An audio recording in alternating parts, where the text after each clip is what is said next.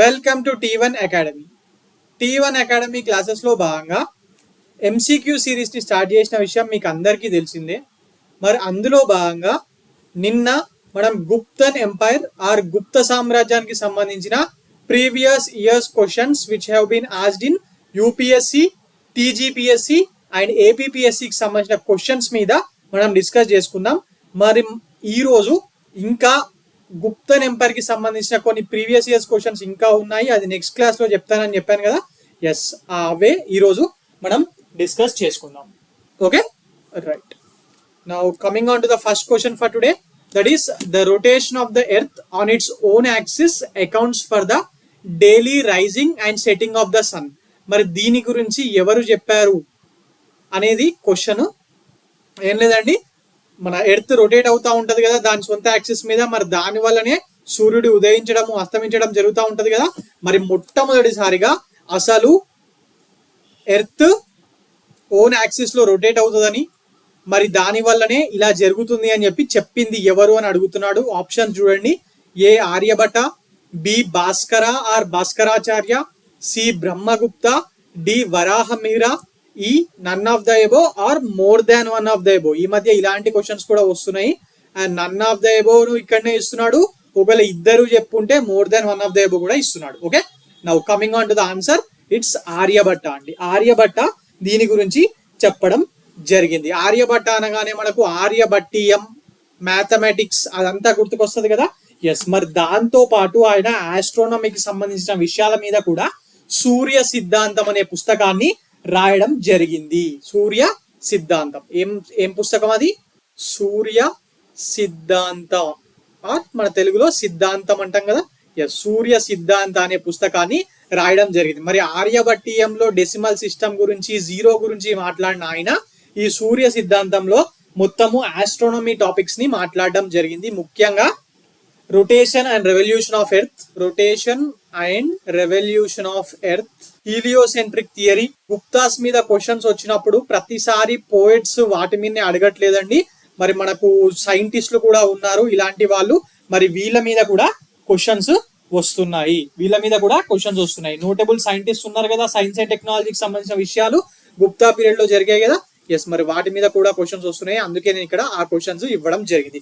మరి ఈయన heliocentric theory, rotation and revolution of earth, అలాగే ఈ సోలార్ ఎక్లిప్స్, లూనార్ ఎక్లిప్స్ జరగడానికి కారణం ఏంటి, ఇవన్నిటి గురించి కూడా ఆర్యభట్ట ఆయన సూర్య సిద్ధాంతంలో తెలియజేయడం జరిగింది. Okay, so this is important అండి. సూర్య సిద్ధాంత అండ్ ఆయన రాసిన ఆర్యభట్టీయం, ఈ రెండు పుస్తకాలు వెరీ వెరీ ఇంపార్టెంట్. మరి ఆర్యభట్టని ఒక సబ్జెక్ట్ కి ఫాదర్ అని అంటారు.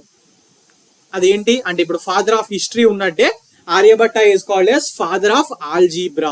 Aryabhata is called as father of algebra. Okay, right. మరి ఇంకా మిగిలిన వాళ్ళ గురించి మాట్లాడుకుంటే, మిగిలిన వాళ్ళు ఎవరు? ఇక్కడ ఆప్షన్ చూడండి, భాస్కర ఆర్ భాస్కరాచార్య అని చెప్పాను కదా. మరి ఆయన ఏం రాశాడు? ఆయన రాసింది లీలావతి, రైట్. లీలావతి అనే పుస్తకాన్ని రాశాడు. ఇది కూడా మ్యాథ్స్ కి సంబంధించిందే, కాకపోతే ఇందులో ఒక ఇంపార్టెంట్ సబ్జెక్ట్ ని డిస్కస్ చేశాడు. అదేంటో నాకు ఆప్షన్స్ లో మీరు వెతికి తెలియజేయండి. Lilavati is very very important. Lilavati మీద క్వశ్చన్స్ చాలా సార్లు వచ్చాయి, కాకపోతే చాలా తక్కువ సందర్భాల్లో క్వశ్చన్ ని టఫ్ చేయాలనుకున్నప్పుడు మాత్రమే లీలావతిలో ఏ టాపిక్ మీద మాట్లాడిండు, ఏ టాపిక్ మీద రాసిండు ముఖ్యంగా అనేది అడిగారు. మ్యాథ్స్ లో one of the important subject అండి అది. టాపిక్ మీరు ఇంటర్ లో చదువుకొని ఉంటారు. ఇంటర్ ఫస్ట్ ఇయర్ లో, ఇంటర్ సెకండ్ ఇయర్ లో చాలా ఎక్కువగా వస్తుంది అది. ఓకే, సో నాకు ఇది కమెంట్ సెక్షన్ లో చెప్పండి, లీలావతిలో దేని గురించి మాట్లాడినాడు. ఇక థర్డ్ ఆప్షన్ లో ఉన్నది ఎవరు? The great Brahmagupta. The great అని ఎందుకన్నాను? Because he is called as Indian Newton. ఎందుకు ఈయనని మాత్రమే ఇండియన్ న్యూటన్ అంటారు? ఆర్యభట్ట కూడా ఆస్ట్రోనమీ గురించి మాట్లాడిండు, వరాహమిహిర కూడా మాట్లాడిండు. మరి ఈయననే ఎందుకు అంటారు? Because he spoke or he discussed about the gravitational force of the earth. భూమి యొక్క గ్రావిటేషనల్ ఫోర్స్ అంటే గురుత్వాకర్షణ శక్తి. ఐ హోప్ తెలుగు మీడియం వాళ్ళు కరెక్టే చెప్పాను అనుకుంటున్నాను. ఒకవేళ అది గురుత్వాకర్షణ శక్తి కాకపోతే నాకు కమెంట్ సెక్షన్ లో చెప్పండి. ఓకే, గురుత్వాకర్షణ శక్తి గురించి, భూమి యొక్క గురుత్వాకర్షణ శక్తి గురించి ఈయన డిస్కస్ చేయడం జరిగింది. Brahmagupta, gravitational force of earth. Okay, right. ఇక వరాహమిహిర ఈయన ఏమేం బుక్స్ రాసిండు? ఒకటేమో బృహత్ సంహిత, ఇది చాలా ఇంపార్టెంట్ కదా. బృహత్ సంహిత మీద చాలా సార్లు క్వశ్చన్ వచ్చిందండి ఎగ్జామ్ లో. Brihat Samhita, this is called as encyclopedia of Indian sciences అని చెప్పి ఈ పుస్తకాన్ని అంటారు. మరి ఇది మాత్రమే కాకుండా ఇంకోటి కూడా రాసిండి. ఏందది? పంచసిద్ధాంతిక. వరాహమిహిర రోడ్ పంచ సిద్ధాంతిక. ఇది దేని గురించి చెప్తుంది? ఆస్ట్రోనమీకి సంబంధించిన 5 డిఫరెంట్ థీమ్స్ మీద ఈ పుస్తకంలో వరాహమిహిర తన అభిప్రాయాల్ని వెల్లడించడం జరిగింది. ఓకే, వరాహమిహిర చాలా చాలా ఇంపార్టెంట్ అండి. ఎందుకంటే ఆయన బృహత్ సంహితలో ఎన్సైక్లోపీడియా ఆఫ్ ఇండియన్ సైన్సెస్ అని అన్నారంటే ఆయన ఎన్ని డైవర్సిఫైడ్ టాపిక్స్ మీద అందులో మాట్లాడి ఉండాలి, ఆలోచించండి. ఎస్, అందుకే ఇది చాలా ఇంపార్టెంట్. అలాగే పంచ సిద్ధాంతంగా కూడా 5 astronomical schools or 5 astronomical themes మీద ఇందులో ఆయన చెప్పడం జరిగింది. ఈ నలుగురు కూడా సైన్స్ అండ్ టెక్నాలజీ, యాన్షియంట్ ఇండియాకి సంబంధించిన సైన్స్ అండ్ టెక్నాలజీ మీద క్వశ్చన్ ఇవ్వాలనుకుంటే ఆర్యభట్ట, వరాహమిహిర, బ్రహ్మగుప్త, భాస్కరాచార్య వీళ్ళు వెరీ వెరీ వెరీ ఇంపార్టెంట్ అవుతారు. నేను అందుకే వీళ్ళందరినీ ఎక్స్ప్లెయిన్ చేశాను. ఒకవేళ ఆయుర్వేద మీద క్వశ్చన్స్ ఇవ్వాలనుకుంటే ఎవరి మీద అడుగుతారు? చరక, సుశ్రుత, వాగ్భట, ధనవంత్రి వీళ్ళ మీద అడుగుతారు. అలాగే కశ్యప ఆయన మీద కూడా అడుగుతారు. అందుకే ఇంకా జీవక కూడా ఉన్నాడు కదా. ఎస్, వీళ్ళ మీద క్వశ్చన్స్ వస్తాయి. Okay, right. Now coming on to the next question. I hope మీకు ఇది అర్థమైందని అనుకుంటున్నాను. Coming on to the next question for today, that is with reference to the period of Gupta dynasty in ancient India, the towns Gantashala, Kadura and Chaul were well known as. Gupta సామ్రాజ్యం టైంలో ఈ Ghantasala, కదూరా and చౌల్ అనే towns దేనికి ప్రసిద్ధిగాంచాయి అని చెప్పి అడుగుతున్నాడు. Option చూడండి. A, ports handling foreign trade. B, capitals of powerful kingdoms. ఇది 100% తప్పు. ఒకవేళ ఇది క్యాపిటల్స్ ఆఫ్ పవర్ఫుల్ కింగ్డమ్స్ అవుతే మీకు ఈజీగా తెలిసిపోతుండే, రైట్. ఖచ్చితంగా ఈ పేర్లు మీకు పవర్ఫుల్ కింగ్డమ్స్ యొక్క క్యాపిటల్స్ అయితే ఈజీగా తెలుస్తుంది. ఫర్ ఎగ్జాంపుల్ పాటాలిపుత్ర, ఉజ్జయిన్, తానేశ్వర్, ఇట్లా ఇవన్నీ ఈజీగా తెలిసే పేర్లు కదా. మరి ఇవి ఊరికే వస్తూ ఉంటాయి మీరు చదివేటప్పుడు. ఇవి వచ్చినాయి అంతగా ఫ్రీక్వెంట్గా రాలేదు కదా. సో ఇది 100% కాదు. Places of exquisite stone art and architecture. Ashokan టైంలో స్టోన్ ఆర్ట్ ఆర్కిటెక్చర్ చాలా జరిగింది. బట్ ఈ ప్లేసెస్ పేర్లు విన్నారా ఎక్కడైనా? లేదు కదా. ఎస్, ఇది కాదు. ఇంపార్టెంట్ బుద్ధిస్ట్ పిలిగ్రిమేజ్ సెంటర్స్ అయ్యే అవకాశం ఉండొచ్చు, కాకపోతే ఇంపార్టెంట్ అన్నాడు. ఇంపార్టెంట్ బుద్ధిస్ట్ పిలిగ్రిమేజ్ సెంటర్ అయితే మీరు వినుంటారు కదా. సాంచి అనో, నాసిక్ అనో, ఇలా ఏదేదో ఎక్కడైనా పేర్లు వినుంటారు కదా. సో ఇది కూడా కాదు. ఇవి 3 ఫ్రీక్వెంట్ గా వినే పేర్లు, బట్ ఇవి 3 కాదు. And these are ports which handled foreign trade. ముఖ్యంగా ఇది ఏపీఎస్సి వాళ్ళకు వెరీ ఇంపార్టెంట్ అండి. ఎందుకంటే మీరు ఈసారి వచ్చే ఏపీఎస్సి గ్రూప్ 2 ఎగ్జామ్ లో కూడా వీటిని ఎక్స్పెక్ట్ చేయొచ్చు. గ్రూప్ 2 మెయిన్స్ ఉంది కదా. ఎస్, ఈ ఘంటసాల అండ్ కదూరా అనేవి ఇంపార్టెంట్ పోర్ట్ టౌన్స్ ముఖ్యంగా ఏపీలో ఉన్నాయి. ఇవి 2 ఏపీలోనివి. మరి చౌల్ ఏమో ముంబైకి దగ్గరలో ఉంటుంది. ముంబైకి దగ్గరలో మహారాష్ట్ర ప్రాంతం. ముంబైకి దగ్గర అంటే ఒక 50 to 70 కిలోమీటర్స్ అండి, అలా దగ్గరగా ఉంటుంది. సో ఆటోమేటిక్గా అప్పుడు అది కూడా ఎగ్జామ్ పాయింట్ ఆఫ్ వ్యూలో ఇంపార్టెంటే కదా. మరి ఈ పోర్ట్ ఇంకా ఫేమస్ పోర్ట్స్ ఉన్నాయి. ఏంటి? మచిలీపట్నం అనుకోండి, లేకపోతే అరికమేడ్ అనుకోండి, కావేరీపట్నం, పుహార్, ఇలా different port towns exam point of వ్యూలో. బరుకుచ్చా, బరోచ్. ఎస్, బరుకుచ్చా అన్న, బరోచ్ అన్న ఒకటి. వీటి మీద పోర్ట్ టౌన్స్ మీద ఎగ్జామ్స్ లో క్వశ్చన్స్ వస్తున్నాయి. లాస్ట్ టైం కాకతీయ టైంలో పోర్ట్ టౌన్ మీద కూడా అడగడం జరిగింది. యూపీఎస్సీలో అడిగాడు, టీఎస్పీఎస్సీలో అడిగాడు. టీఎస్పీఎస్సీ అభ్యర్థులు కాకతీయుల టైంలో ఇంపార్టెంట్ పోర్ట్ టౌన్ ఏంటి నాకు అది ఎగ్జామ్ కమెంట్ సెక్షన్ లో తెలియజేయండి. వెరీ ఇంపార్టెంట్ అండి. యూపీఎస్సీలో అడిగిండు, టీఎస్పీఎస్సీలోను మల్టిపుల్ టైమ్స్ అడగడం జరిగింది. లాస్ట్ కు పల్లి అని ఉంటుంది దాని పేరు. ఓకే, లాస్ట్ కి. Okay, right. నేను మీకు ఇది హోంవర్క్ ఎందుకు ఇస్తున్నానంటే కొన్ని ఒకవేళ మీకు ఇక్కడ తెలియకపోతే చెక్ చేయడం వల్ల మీకు గుర్తుండే అవకాశాలు ఎక్కువగా ఉంటాయి. అందుకే మీకు హోంవర్క్ లాగా కొన్ని చెప్తున్నాను. Okay, right. ఈ క్వశ్చన్ యూపీఎస్సి 2020 ప్రిలిమ్స్ లో అడిగిన క్వశ్చన్ అండి. ఇక్కడ చెప్తున్నాయి అన్ని కూడా previous years questions. Okay, right. Now coming on to the next question for today, that is read the following statements carefully. First statement, Gupta emperors claimed divine right for themselves. Second statement, their administration was highly centralized. ఇది ఖచ్చితంగా తప్పు. ఇది already మనము Guptan empire first class part 1 class మాట్లాడుకున్నప్పుడు అందులో చెప్పాను. Guptan empire టైంలో administration was decentralized administration ఉంటుంది. మరి దానివల్ల తర్వాత కాలంలో ఫ్యూడలిజం కూడా ఉద్భవించిందని చెప్పి మనం మాట్లాడుకున్నాం కదా. ఎస్, సో ఇది ఆటోమేటిక్గా తప్పు. They extended the tradition of land grants. Yes, ఇది కూడా కరెక్టే. అసలు మన దేశంలో ఈ భూమిని దానంగా ఇవ్వడం, దట్ ఈస్ ల్యాండ్ గ్రాంట్స్ అనేది మొట్టమొదటిసారిగా ఎప్పుడు స్టార్ట్ అయినాయి? మరి మన శాతవాహనుల టైంలోనే కదా. మన తెలంగాణ ప్రాంతాన్ని మరియు మన ఆంధ్ర ప్రాంతాన్ని పాలించిన శాతవాహనుల టైంలోనే కదా ఈ ల్యాండ్ గ్రాంట్స్ అనేది మొట్టమొదటిసారిగా స్టార్ట్ అయింది.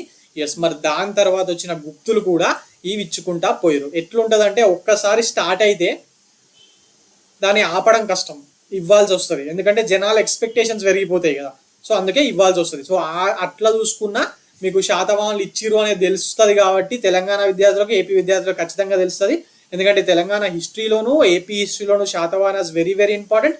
సో మీరు ఇక్కడ తెలుసు కాబట్టి ఇది కూడా ఆటోమేటిక్గా కరెక్టే అనుకోవాలి. ఒకవేళ మీకు ఇది తెలియకపోతే, ఓకే, గుప్తాస్ ఇట్లు ఇచ్చిర్రు అని తెలియకపోతే ఇది కరెక్ట్ అనుకోవాలి, రైట్? సో ఇది కరెక్టే. ఇక మిగిలింది ఇది, Gupta empires claimed divine right for themselves. ఇది కరెక్టా? ఎందుకంటే మౌర్యన్ టైమ్స్లో వాళ్ళేమి మేమే దైవాంశ సంభూతులం అని చెప్పి చెప్పుకోలేదు మౌర్యన్స్. మరి దాని తర్వాత వచ్చిన కాలంలో మార్పు జరిగింది కదా.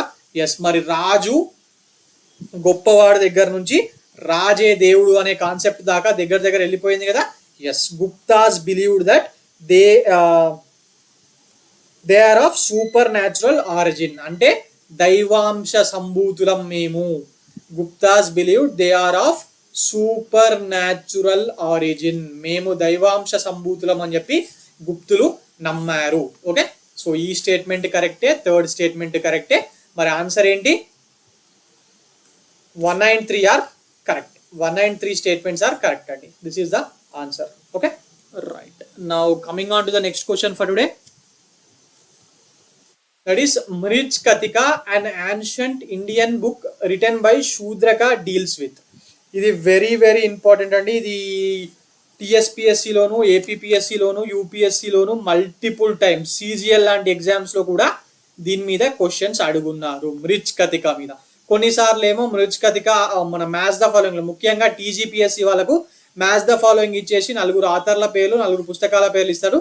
అక్కడ మృచ్కతిక రావడం చాలా కామన్. కొన్నిసార్లు ఏమవుతుంది, ఇట్లా డీటెయిల్డ్గా అడుగుతాడు. అసలు మృచ్కతిక అనే పుస్తకం ఇది సాంస్క్రిట్లో రాశారు కదా, మరి దీంట్లో దేని గురించి రాయబడింది అని చెప్పి అడిగిన సందర్భాలు కూడా ఉన్నాయి. First coming to the topic, అసలు మృచ్కతిక ఎవరు రాసిర్రు? This is written by Shudraka కదా. Yes, this is written by Shudraka. మరి దీన్నే ఇంగ్లీష్లోకి ట్రాన్స్లేట్ కూడా చేసిర్రు. ఇంగ్లీష్లోను ఈ పుస్తకం పేరు ఏంటంటే the little clay cart. The little clay cart. The little clay cart. మరి this book deals about what అంటే, this book deals about the love affair of a rich merchant with the courtesan, daughter of a courtesan కాదు, with a courtesan. The victory of Chandragupta II over the Shaka Kshatrapas of western India, ఇది తప్పు. The military expeditions and exploits of Samudragupta, ఇది తప్పే. Military expeditions and exploits of Samudragupta గురించి ఇచ్చింది శాస్త్రం అండి. Allahabad pillar శాస్త్రం ఉంది కదా, ప్రయాగ ప్రశస్తి ఆఫ్ హరిసేన అందులో ఉంటుంది. ఓకే, ఇది తప్పే. The love affair between a Gupta king and princess of Kamarupa, ఇది కూడా తప్పే. గుప్తా కింగ్ అండ్ వాళ్ళ మ్యారేజ్ల గురించి చెప్పే పుస్తకం ఏంది? దేవి చంద్రగుప్తం కదా. Yes, Devi Chandraguptam, written by ఎవరండి? Vishakha Datta. The marriage of Chandragupta II and Dhruvadevi. Dhruvadevi మరియు చంద్రగుప్త II యొక్క మ్యారేజ్ గురించి ఇందులో ఉంటది కదా. Yes, so coming back to the topic, మరి ఆన్సర్ ఏంటి? దిస్ ఈస్ ద ఆన్సర్ అండి. రిచ్ బ్రాహ్మణ్ ఉంటాడు, ఒక బ్రాహ్మణ్, ఆయన పేరు Charudatta.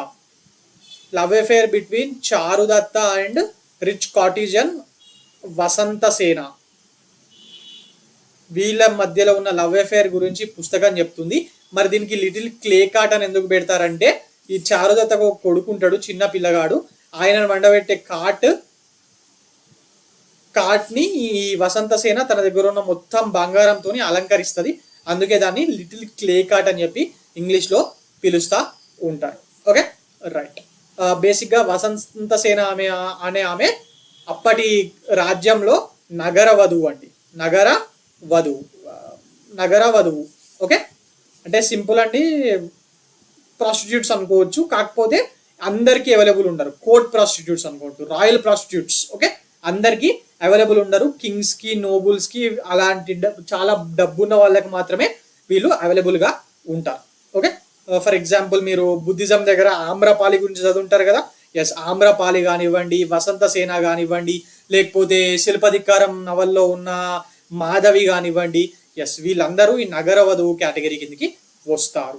Okay, right. I hope మీకు ఈ డీటెయిల్స్ అర్థమయ్యాయని అనుకుంటున్నాను. Right, now we'll go back to the next question. We'll go to the next question.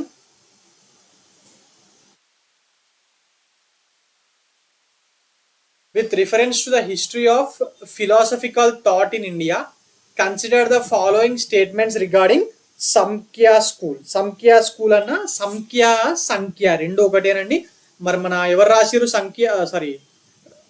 ఎవరు సంబంధించింది సంఖ్యా స్కూల్ అనగానే మనకి ఎవరు గుర్తుకొస్తారు?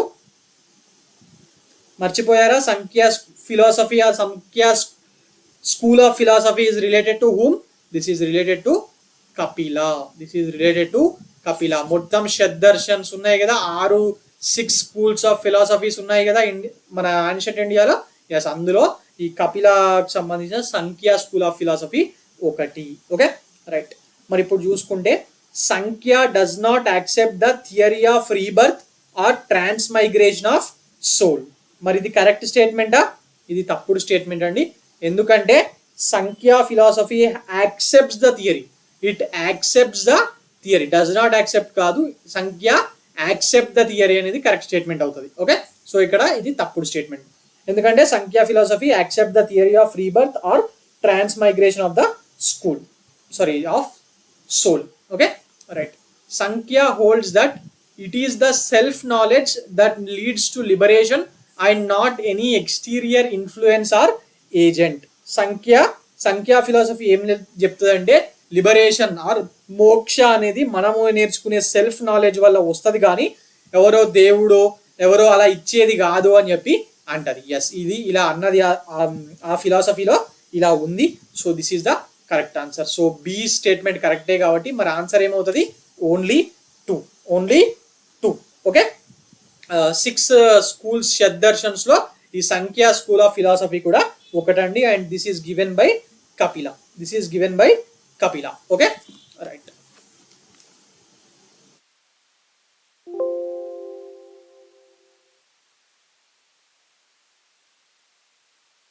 Now coming on to the next question. Read the following statements and choose the correct option. So statement 1 చూడండి. Kapila is the earliest exponent of Sankhya system. సంఖ్య అన్న ఒకటేనండి. is the earliest exponent of Sankhya system. Yes, దీన్ని ఈయన వల్లనే famous అయింది, ఈయనే రాశాడని చెప్పి మనం చదువుకుంటున్నాం కాబట్టి సో ఆయన ఎర్లియస్ట్ ఎక్స్పోనెంట్ కిందకే వస్తాడు కదా. ఎస్, ఈ స్టేట్మెంట్ 1 కరెక్టే. అలాగే సెకండ్ స్టేట్మెంట్ చూసుకుంటే Kapila teaches that a man's life is shaped by the forces of nature and not by any divine agency. So మనిషి యొక్క లైఫ్ అనేది నేచర్లో ఉన్న శక్తులు అంటే వాటరు, ఎయిర్, ఈ 6 ఉంటాయి కదా. ఎస్, మరి వీటి వల్ల చేంజ్ అవుతుంది కానీ ఏదో డివైన్ శక్తుల వల్ల అంటే దేవుడు వాటి వల్లనో చేంజ్ కాదు అని అంటున్నాడు. ఎస్, ఇది కూడా కరెక్ట్ స్టేట్మెంట్ అండి. కపిల ఇలాంటి పదాలు వీటిని ఆయన ఫిలాసఫీలో చెప్పడం జరిగింది. Okay, man's life is shaped by the forces of nature అని చెప్పి ఆయన చెప్పడం జరిగింది. ఓకే, సో మరి కరెక్ట్ స్టేట్మెంటే కాబట్టి మరి 2 స్టేట్మెంట్లు కరెక్టే. మరి ఆన్సర్ ఏమవుతుంది? Statement 1 and statement 2 both are true. Right. So మరి మనకు ఆన్సర్ ఏంటి ఇక్కడ? మనకు answer A is the correct answer, guys. Okay, all right. Now coming on to the next question. Live well as long as you live, అంటే బతుకున్నంత కాలం మంచిగా బతకండి. Live well even by borrowing, for once cremated there is no return. బతుకున్నంత కాలం మంచిగా బతకండి అంటే ఆనందంగా బతకండి, అవసరమైతే అప్పు చేసన్నా బతకండి, ఎందుకంటే ఒక్కసారి చచ్చిపోయి పూడ్చిపెట్టిన తర్వాత మళ్ళీ రిటర్న్ అనేది లేదు అని చెప్పి ఎవరు చెప్తున్నారు? ఎందుకంటే this concept has rejected after life, అంటే రీబర్త్ ఆర్ చనిపోయిన తర్వాత మోక్షం, అన్ని కాన్సెప్ట్స్ ని వాళ్ళు రిజెక్ట్ చేశారు. మరి ఈ స్టేట్మెంట్ ని ఎవరు ఇచ్చారని అడుగుతున్నాడు. ఆప్షన్ చూడండి. కాపాలికా సెక్ట్స్, కపాలిక అంటే మన శైవిజం కి సంబంధించిన కపాలిక శైవం ఉంది కదా, ఎస్ దాని గురించి మాట్లాడుతున్నాడు. మరి వాళ్ళు ఇట్లా ఏమైనా చెప్పిరా? లేదు కదా. ఎస్ శూన్యవాద ఆఫ్ నాగార్జున ఇట్లేం చెప్పలే. ఆజీవకాస్ ఇట్లేమైనా చెప్పిరా? గుర్తున్నారా? ఆజీవకాస్ బుద్ధిజం అయిపోయింది కదా అని చెప్పి మర్చిపోయారా? ఆజీవకాస్ ఏం చెప్తారు? డెస్టినీ, ద కాన్సెప్ట్ ఆఫ్ డెస్టినీని ప్రపోగేట్ చేస్తారు కదా. ఏం చెప్తారు అందులో? Destiny determines everything based on the cosmic principles, man is powerless. మొత్తం డెస్టినీయే, మనిషి చేతిలో ఏం లేదు, కొన్ని కాస్మిక్ ప్రిన్సిపల్స్ ని ఆధారంగా చేసుకొని డెస్టినీ రాసి పెట్టింది ఉంటుంది మనం పుట్టినప్పుడే. అంతే తప్పితే మనం కొత్తగా చేసేది ఏమీ లేదు, మన చేతిలో ఏం లేదు, అంతా మన తలరాత అని చెప్పి మనం ఇప్పటికీ మాట్లాడుకుంటాం కదా. ఎస్ దాన్నే అజీవక వాళ్ళు మొట్టమొదటిసారిగా ఆ అంతా మన తలరాత అనే కాన్సెప్ట్ ని, లేకపోతే డెస్టినీ అనే కాన్సెప్ట్ ని వీళ్ళే మొదటగా వాడుకలోకి తీసుకొచ్చారు. ఓకే, మరి వీళ్ళకు కేవ్స్ ఎవరు కట్టించారు? అశోకుడు కదా. ఆ లోమాసా రిషి కేవ్స్ అవన్నీ చదువుకున్నారు కదా. ఎస్ అవన్నీ సుధామా కేవ్స్, అవన్నీ మౌర్య కింగ్ అయిన అశోకుడు, ఆయన గ్రాండ్ సన్ అయిన దశరథుడు మరి ఈ అజీవకాస్ కోసం కట్టించడం జరిగింది. మరి ఇక చార్వకాస్ ఇంకో పేరేంటి? లోకాయతాస్ కదా. ఎస్ మరి చార్వకాసే దీని గురించి చెప్పారు. తినండి, తాగండి, ఎంజాయ్ చేయండి, ఎందుకంటే చచ్చిపోతే తర్వాత ఏం లేదు, ఎడిపోతామో తెలియదు, మోక్షము లేకపోతే మళ్ళా ఉట్టడము ఇదంతా ఫాల్తు కాన్సెప్ట్. ఉన్నన్ని రోజులు ప్రశాంతంగా బతకండి, తినండి, తాగండి, ఎంజాయ్ చేయండి. ఇది చెప్పింది చార్వకాస్. సింపుల్ కాన్సెప్ట్, దీన్ని వీళ్ళు చెప్పారు. సో మరి ఇది ఇప్పుడు ఈ క్వశ్చన్ లో ఉన్న స్టేట్మెంట్ దానికి రిసెంబుల్ చేస్తుంది కదా, అంటే సిమిలర్ గా ఉంది కదా. సో ఆన్సర్ చార్వకాస్ అండి. Charvakas or Lokayatas. Okay right. Now coming on to the next question. Which one of the following is highest value according to Charvaka? ఇందాక మాట్లాడుకున్న చార్వక కాన్సెప్టే. మరి ఏమన్నాడు? మెటీరియలిస్టిక్ థింగ్స్ ని ఆ చార్వక సెక్ట్ అనేది ప్రొపగేట్ చేస్తుంది. మరి ఇందులో మెటీరియలిస్టిక్ థింగ్స్ ఏమున్నాయో చూడండి. అంటే ఎంజాయ్మెంట్, మెటీరియలిస్టిక్ రెండు అండి. ధర్మంని ఫాలో కావడం దాని కిందికి రాదు, మెటీరియలిస్టిక్ కాదు, ఎంజాయ్మెంట్ కాదు. అర్థ రావచ్చు, మోక్ష, భక్తి ఇదంతా ఏమీ లేదు. మరి అర్థ, కామ ఈ రెండు ఉన్నాయి. మరి ఇండియన్ మెటీరియలిజం గురించి మాట్లాడిన ఏకైక శక్తి కదా అప్పట్లో. ఎస్ లోకాయుతాస్. మరి వీళ్ళు these Lokayatas or Charvakas has rejected Vedas or Vedic ritual, supernaturalism, లేకపోతే టూ మచ్ ఆస్కెటిక్స్ లా ఉండడం, అంటే అన్ని వదిలేసి పేదరికంలో బతకడం, ఈ అన్నిటినీ కూడా వీళ్ళు రిజెక్ట్ చేశారు. ఇందాక చార్వకాస్ గురించి చెప్పినప్పుడు దాని ఫౌండర్ చెప్పలేదు కదా. This is founded by Ajita Kesha Kambali. Ajita Kesha Kambali. Okay, Ajita Kesha Kambali. మరి వీళ్ళు ఏం చెప్పారంటే హైయెస్ట్ వాల్యూ, చార్వకాస్ ప్రకారం హైయెస్ట్ వాల్యూ దేనికి ఇచ్చారంటే కామానికి ఇచ్చారు. వీళ్ళు ఏం చెప్పారంటే there is nothing wrong with sensual pleasure. కామంని పొందడం అనేది ఎలాంటి తప్పు లేదు, అది కరెక్టే.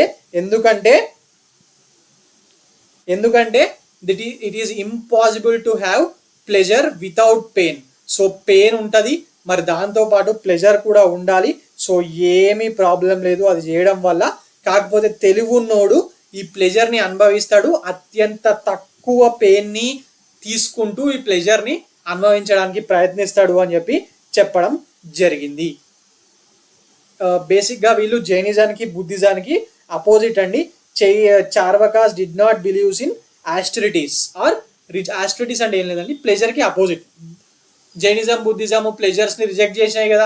జైనిజం అయితే చాలా టూ మచ్ కదా, మొత్తం డీప్కి వెళ్ళిపోయింది, మొత్తం ట్రూ ఆస్కెటిక్స్, అగ్రికల్చర్ చేయకూడదు, క్రిమికటకాలు చచ్చిపోతాయి, నాన్ వెజ్ తినకూడదు, ఇట్లా ఉండే. బుద్ధిజంలో నాన్ వెజ్ ఆప్షన్ ఉండే, మరి ఇంత లేకుండే. బట్ ఈ చార్వకాస్కి వచ్చేసరికి అట్లేం లేదు, మొత్తం ఎంజాయ్మెంట్. ఓకే, వీళ్ళు ఏం చెప్పారంటే అసలు నిజమైన హెవెన్, నిజమైన స్వర్గం ఎక్కడ ఉంటుందో తెలుసా? మంచి తిండి తినడంలో, అంటే eating delicious food, having good company of young women. అంటే ఏం చెప్పారు, సింపుల్గా చెప్పాలంటే మంచిగా తినండి, మంచి అమ్మాయిని చూసి పెళ్లి చేసుకోండి, మంచి బట్టలు వేసుకోండి, మంచి మంచి పర్ఫ్యూమ్స్ని కొట్టుకోండి, సుఖంగా లైఫ్ని ఎంజాయ్ చేయండి అని చెప్పి ఈ చార్వాక కాన్సెప్ట్ చెప్పడం జరిగింది. ఓకే, మరి ఇప్పుడు ఈ మన కాలంలో 21st సెంచరీలో జనాలు చేస్తుండే ఇదే కదా. ఒకప్పుడు ఫేమస్ అయిన జైనిజంని, బుద్ధిజంని, అందులో చెప్పిన మేజర్ ప్రిన్సిపల్స్ని వదిలేసి జనాలు ఈ చార్వాక కాన్సెప్ట్నే కదా ఫాలో అవుతున్నారు. ఎస్, సో ఆన్సర్ ఏంటి?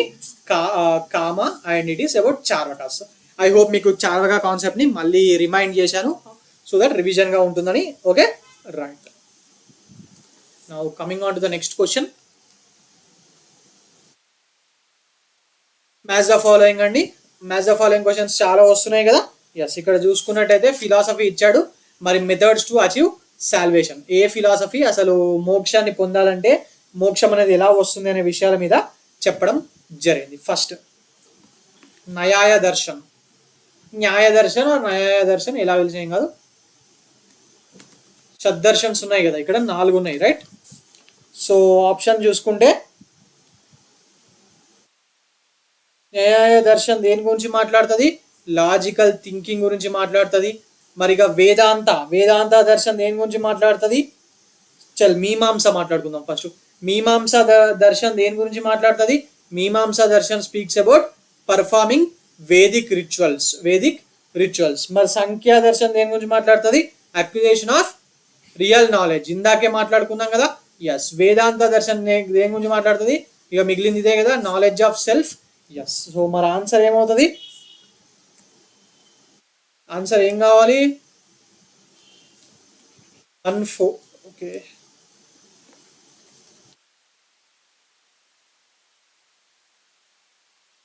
సో ఆన్సర్ ఏమవుతుంది?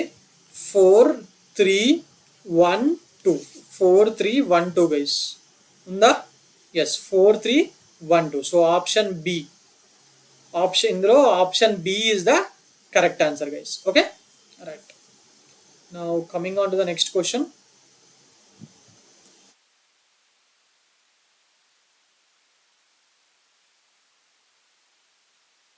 Who among the following is called the founder of Indian atomism?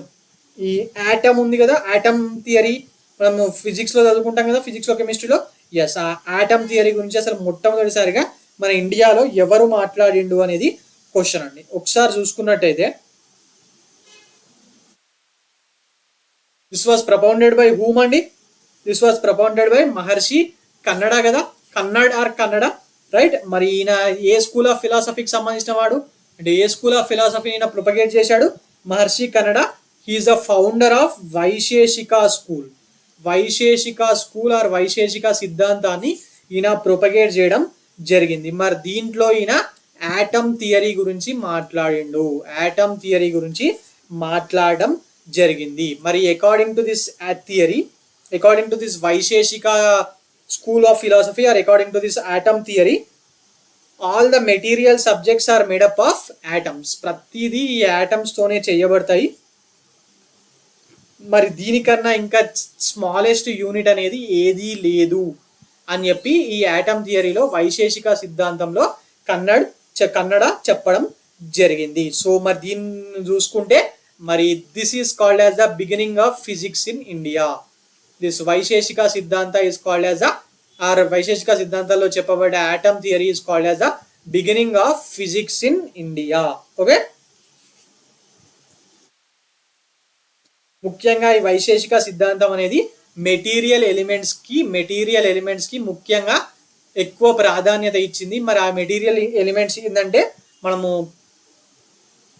ఏమంటాం తెలుగులో,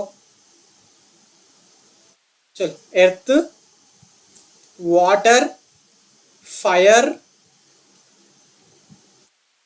ఎయిర్, స్కై, ఈ 5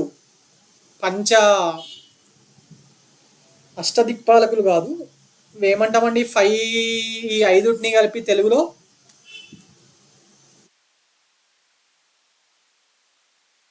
it's not coming from my mouth, ఫ్లోలో రావట్లేదు. సో ఈ ఐదుటి గురించి వాళ్ళు ఈయన చెప్పడం జరిగింది. Okay, right. Now coming on to the next question. ఇందులో ఏమైనా ఉందా ఇంకా డీటెయిల్స్ మాట్లాడుకోవడానికి? Yes, 6 schools of Indian philosophy గుర్తున్నాయా? ఏమేంటవి? సంఖ్యా ఫిలాసఫీ, యోగా ఫిలాసఫీ, ఇట్లా 6 స్కూల్స్ ఉన్నాయి కదా. ఎస్, సో అవన్నీ మీకు తెలుసనే అనుకుంటున్నాను. Right, now coming on to the next question. Which one of the following pair does not form part of 6 systems of Indian philosophy? ఇందాకే అనుకున్నాం కదా.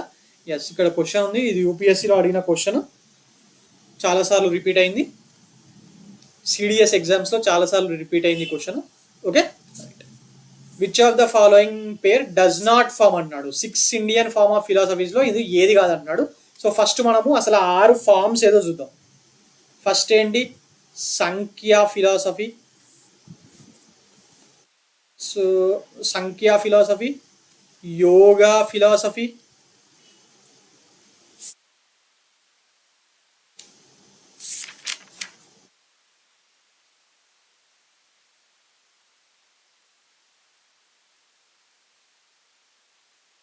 चल संख्या फिलॉसफी, योगा फिलॉसफी, न्याय और न्याय फिलॉसफी, वैशेषिका फिलॉसफी, मीमांसा, వేదాంత. ఇవి 6 ఇండియన్ స్కూల్స్ ఆఫ్ ఫిలాసఫీస్ కదా. షడ్ దర్శన్స్ అని చెప్పి మీరు జైనిజం, బుద్ధిజం చదివిన దగ్గర నేర్చుకొని ఉంటారు దీని గురించి. ఆ కాన్సెప్ట్స్ తర్వాత ఇవి రావడం జరుగుతుంది కదా. ఎస్, మరి మీమాంసాని ఇంకా పూర్వ మీమాంస అని చెప్పి కూడా పిలుస్తారు. మరి వేదాంత ఫిలాసఫీని ఉత్తర మీమాంస అని చెప్పి కూడా పిలుస్తారండి. కొన్నిసార్లు ఇది చెప్తారు, కొన్నిసార్లు ఎగ్జామ్లో ఇది ఇస్తారు. సో రెండు ఇంపార్టెంటే. ముఖ్యంగా వేదాంత అనేది చాలా important. Are Vedanta are Uttara Mimamsa. Okay, మరి సంఖ్యా ఫిలాసఫీ గురించి ఎవరు మాట్లాడి ఇందాక చెప్పిన కదా, కపిల. మరి యోగా ఫిలాసఫీ గురించి ఎవరు మాట్లాడిరు? పతాంజలి. మరి పతాంజలి రాసిన పుస్తకం ఏంది?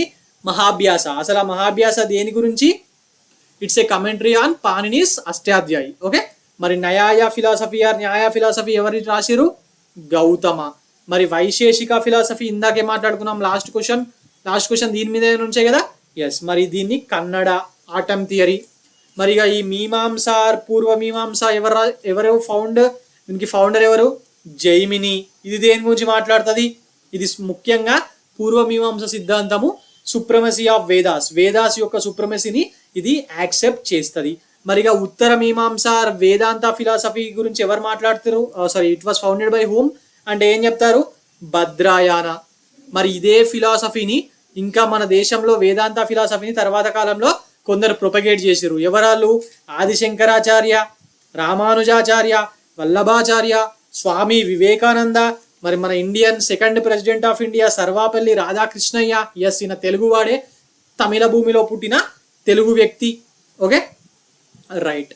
సో మరి ఇవన్నీ ఇంపార్టెంట్ కదా. మరి ఇప్పుడు ఇందులో లేనిది ఇక్కడ ఏమున్నాయో చూడండి. లోకాయత అండ్ కపాలిక. లోకాయత గురించి ఇందాకే మాట్లాడాను కదా, చార్వకా ఫిలాసఫీ ఆర్ లోకాయత అని. మరి కపాలిక అయితే శైవిజంలో ఒక సెక్ట్ కదా. Yes, okay, right. I hope మీకు క్లియర్ అనే అనుకుంటున్నాను టాపిక్. ఎక్స్ట్రా పాయింట్స్ ఏమన్నా మీకు బుక్స్లో తెలియని ఇక్కడ చెప్పుంటే రాసుకోండి. Okay, right. ముఖ్యంగా స్వామి వివేకానంద అదంతా. Who is called as crypto Buddhist. ఎవరిని కింద ఉన్న నలుగురులో ఎవరిని క్రిప్టో బుద్ధిస్ట్ అని చెప్పి అంటారు అని అడుగుతున్నాడు. ఆప్షన్ చూడండి. ఏ శంకర అంటే ఎవరు? శంకరుడు కాదండి. శంకర అంటే ఆది శంకరాచార్యుల్ని అంతకన్నా ముందు శంకర అని చెప్పి పిలిచేవాళ్ళు. శంకర అని ఇచ్చిన ఆది శంకరాచార్య అని ఇచ్చిన ఒక్కటే. ఆది శంకరాచార్య ఎక్కడ పుట్టిండు? Shankara or Adi Shankaracharya. He is from Kerala అండి. గాడ్స్ ఓన్ కంట్రీ అని పిలిచే కేరళలో ఆది శంకరాచార్యులు గారు పుట్టడం జరిగింది. Okay, so options B Kapila ఇందాకే మాట్లాడుకున్నాం. రామానుజాచార్య, పతాంజలి ఇందాకే మాట్లాడుకున్నాం ఇవన్నీ. మరి క్రిప్టో బుద్ధిస్ట్ అని ఎవరిని అంటారంటే ఆది శంకరాచార్యుల వారిని క్రిప్టో బుద్ధిస్ట్ అని చెప్పి పిలవడం జరుగుతుంది. అదేంటి సార్, ఈయన ఇచ్చిన సిద్ధాంతం ఏమో అద్వైతం, రైట్?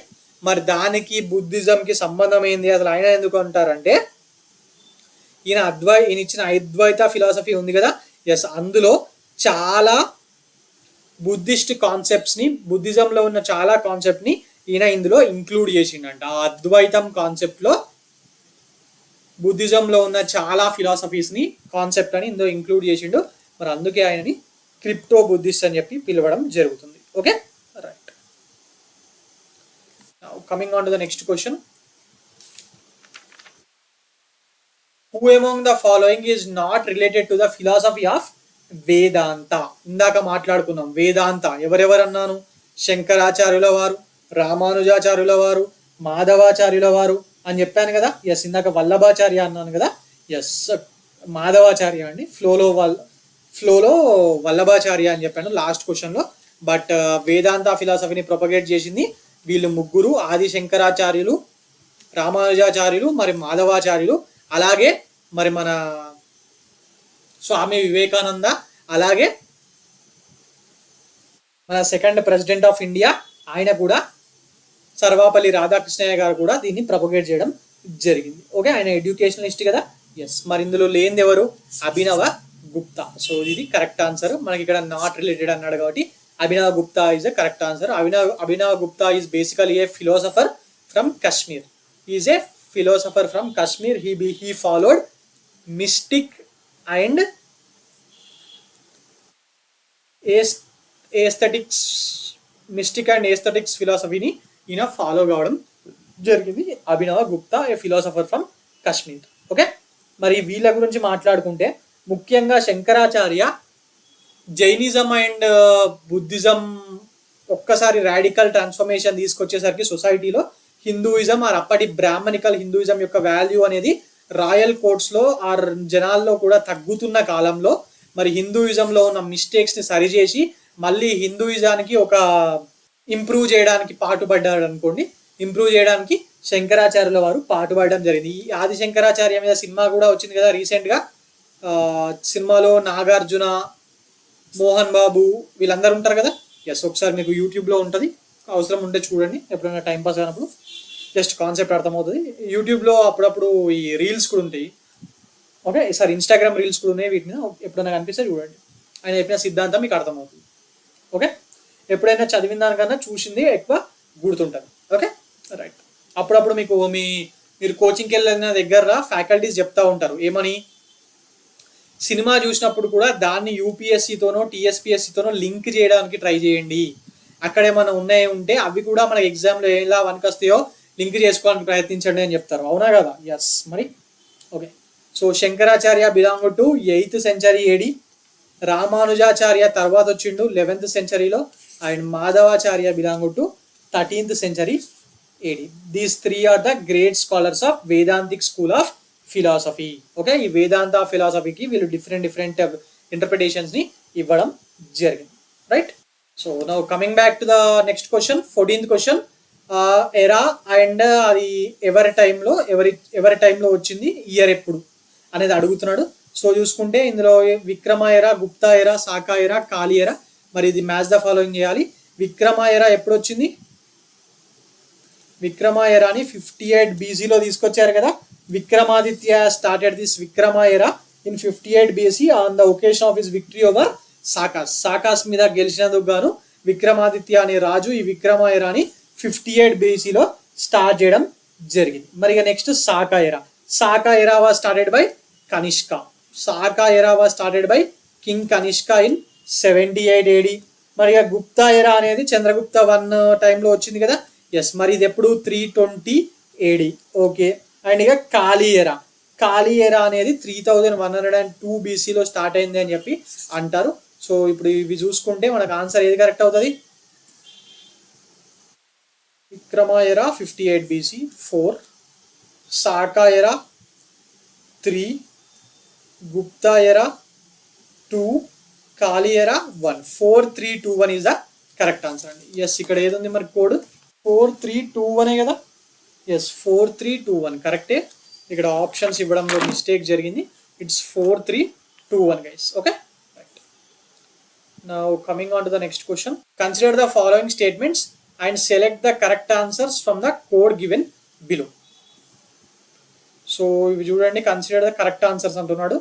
మరి విక్రమ ఎరా ఎప్పుడు స్టార్ట్ అయింది? ఇందాకే మాట్లాడుకున్నాం కదా, విక్రమ సావంత్ ఎరా అని చెప్పి. మరి ఎప్పుడు స్టార్ట్ అయింది? 58 BCE అన్నాను కదా ఇందాకే. ఎస్, మరి విక్రమ ఎరా ఇది కరెక్టే. సాకా ఎరా 78 AD ఇది కూడా కరెక్టే. మరి గుప్తా ఎరా 319 AD ఆర్ 320 AD రెండు ఒకటేనండి. 319 ఆర్ 320 ఎగ్జాక్ట్ గా చెప్పలేము మనము. సో ఇది కరెక్టే. The era of Muslim rule in India begin in 1192 AD ఇది కూడా కరెక్టే. విక్రమ ఎరాని విక్రమాదిత్య స్టార్ట్ చేసిండు 58 BCలో. సాకా ఎరాని కనిష్క స్టార్ట్ చేసిండు. మరి గుప్తా ఎరానేమో చంద్రగుప్త 1 పీరియడ్ లో స్టార్ట్ అయింది. అలాగే the era of Muslim rule in India begin in 1192 AD ఇది కూడా కరెక్టే. మీకు కొందరికి డౌట్ రావచ్చు, అదేంటి సార్ మహమ్మద్ బిన్ కాసిం అనే అతను 712 AD లోనే వచ్చి సింధ్ ఆ ప్రాంతాన్ని ఆక్రమించిండు కదా అని చెప్పి మీకు డౌట్ రావచ్చు. కానీ ఆయన సింధ్ని ఆక్రమించిన తర్వాత అతను అక్కడ నుంచి ఇంకా ముందటికి రాలేదు, లేకపోతే దాన్ని నిలుపుకోలేకపోయిండు, రిటర్న్ వెళ్ళిపోయిండు. దాని తర్వాత చాలా సంవత్సరాల పాటు వీళ్ళ ముస్లిమ్స్ది ఏం లేదు ఇండియాలో, ముస్లిం రూల్ అనేది లేకుండే. మరి మొట్టమొదటిసారిగా 1192 AD అంటే మహమ్మద్ గజ్ని వచ్చిన దండయాత్రలు చేస్తుండే, ఉన్నదంతా దోచుకపోతుండే, అంతే తప్పితే ఇక్కడ రూల్ చేయాలి. కానీ దాని తర్వాత వచ్చిన మహమ్మద్ గోరీ మాత్రము మన ది గ్రేట్ పృథ్వీరాజ్ చౌహాన్ ఉన్నాడు కదా, మన సినిమా కూడా వచ్చింది, అక్షయ్ కుమార్ అండ్ హీరోయిన్ అక్షయ్ కుమార్ గారిది సినిమా కూడా వచ్చింది కదా పృథ్వీరాజ్ అని చెప్పి. మరి అందులో మహమ్మద్ గోరీని ఓడిపేస్తాడు కదా 1192 ADలో. మరి దాని తర్వాతనే ఇండియాలో ఈ ముస్లిం రూల్ అనేది రావడం జరిగింది. మరి ఏ బ్యాటిల్లో ఓడిపోతాడినా? Battle of Tarain. సో మరి 4 స్టేట్మెంట్స్ కరెక్టే. మన ఆప్షన్స్ ఏమన్నా చూద్దాం. So option D is the correct answer guys. Option D is the correct statement. Okay, ఇది టఫ్ క్వశ్చన్ అండి, ఎందుకంటే మీకు ఏ టైంలో ఎవరు ఉన్నారో తెలిసి ఉండాలి. సో ఇలాంటివి కూడా అప్పుడప్పుడు అడుగుతున్నారు ఎగ్జామ్లో, అందుకే ఇది ఇవ్వడం జరిగింది. Okay right. From the decline of Guptas until the rise of Harshavardhana in the early 7th century, which of the following kingdoms were holding power in North India? చూసుకుంటే first the Guptas of Magadha. Yes, Gupta dynasty అంతమైన తర్వాత later Gupta's కొన్ని రోజులు, అంటే అంత పెద్ద సామ్రాజ్యం అంతా పైన చివరి గుప్తాస్ కొన్ని రోజులు ఆ మగధ చుట్టుపక్కల ఉన్న ఏరియాని పాలించడం జరిగింది. సో ఇది కరెక్టే. ద పరమారాస్ ఆఫ్ మాలవా అంట. పరమారాస్ గురించి మాట్లాడుకుంటే ముఖ్యంగా ఈ పరమారాస్ అనేవాళ్ళు western part of India and central part of India, అంటే ఈ గుజరాత్, రాజస్థాన్, మధ్యప్రదేశ్ కొంచెం ఈ ఏరియాని పాలించిన విషయం నిజమే. కాకపోతే వీళ్ళు 7th centuryలో కాదు పాలించింది, వీళ్ళు పాలించింది 9th to 14th century ADలో వీళ్ళు పాలించడం జరిగింది. ఓకే, మరి వీళ్ళని ఢిల్లీ సుల్తానేట్ సంబంధించిన రూలర్స్ ఓడిపేసి ఆ ఏరియాని మొత్తం ఆక్రమించుకోవడం జరిగింది. సో ఇది తప్పు. దాని తర్వాత పుష్యభూతీస్ ఆఫ్ తానేశ్వర్ ఎక్కడ ఉంటుంది? తానేశ్వర్ హర్యానాలోనే కదా. ఎస్, మరి this Pushyabhutis of Thaneshwar has ruled various parts of North India. మనకు గుప్తాస్ తర్వాత వచ్చే మేజర్ రాజవంశాల్లో పుష్యభూతీస్ ఆఫ్ తానేశ్వర్ వస్తుంది కదా. ఎస్, మరి వీళ్ళు 6th and 7th century ADలో ఈ ప్రాంతాన్ని పాలించడం జరిగింది. మరి ఇది కరెక్ట్ స్టేట్మెంటే. మరి దాని తర్వాత ఇంకెవరున్నారు? The Maukharis dynasties. మీకు మౌకారీస్ ఆఫ్ కనౌజ్ కరెక్టే. మౌకారస్ డైనాసిటీ వీళ్ళు కనౌజ్ని కేంద్రంగా చేసుకొని ఉత్తరప్రదేశ్ ఏరియాలోని ఉత్తరప్రదేశ్ని మరియు బీహార్ ప్రాంతంలోని మగధాని పాలించడం జరిగింది. ఓకే, సో వీళ్ళు కూడా 6th centuryలో పాలించారు. మరి ఇది కూడా కరెక్ట్ స్టేట్మెంటే. ఇక యాదవాస్ ఆఫ్ దేవగిరి 100% తప్పు. ఎందుకు? అటు కాకతీయ రుద్రమదేవి ఉన్న టైంలో, ఆ కాకతీయాస్ ఉన్న టైంలోనే కదా యాదవులు మహారాష్ట్రలో దేవగిరిని కేంద్రంగా చేసుకొని పాలించారు. మీరు మన అనుష్క నటించిన కాకతీయ రుద్రమదేవి సినిమా చూసారా? అందులో కూడా మెయిన్ విలను ఈ యాదవరాజే కదా, దేవగిరి యాదవరాజే కదా. ఎస్, మరి ఆటోమేటిక్గా ఇది తప్పుడు స్టేట్మెంట్ అవుతుంది కదా అప్పుడు. రైట్, వీళ్ళు మహారాష్ట్ర ప్రాంతాన్ని పాలించారు, బట్ ఇది 13th century AD ఆ టైంలో పాలించారు. The Maitrakas of Vallabhi. The Maitrakas of Vallabhi. ఇది కరెక్టా? ఎస్, ఇది కూడా కరెక్టేనండి. వల్లభిని మైత్రక వంశస్థులు రూల్ చేయడం జరిగింది. వల్లభి అంటే ఏ ఏరియా కిందకి వస్తుంది? గుజరాతే కదా. ఎస్, గుజరాత్ అండ్ రాజస్థాన్ ఆ ఏరియాని వీళ్ళు పాలించడం జరిగింది. వీళ్ళు 5th సెంచరీ నుంచి 8th సెంచరీ వరకు వీళ్ళు పాలించారు. సో ఆటోమేటిక్గా ఈ స్టేట్మెంట్ కూడా కరెక్ట్. ఇప్పుడు ఇలా తప్పుడు స్టేట్మెంట్లు ఏమున్నాయి? 2nd and 5th. ఈ 2nd 5th లేనిది మనకు కరెక్ట్ అవుతుంది. So option B.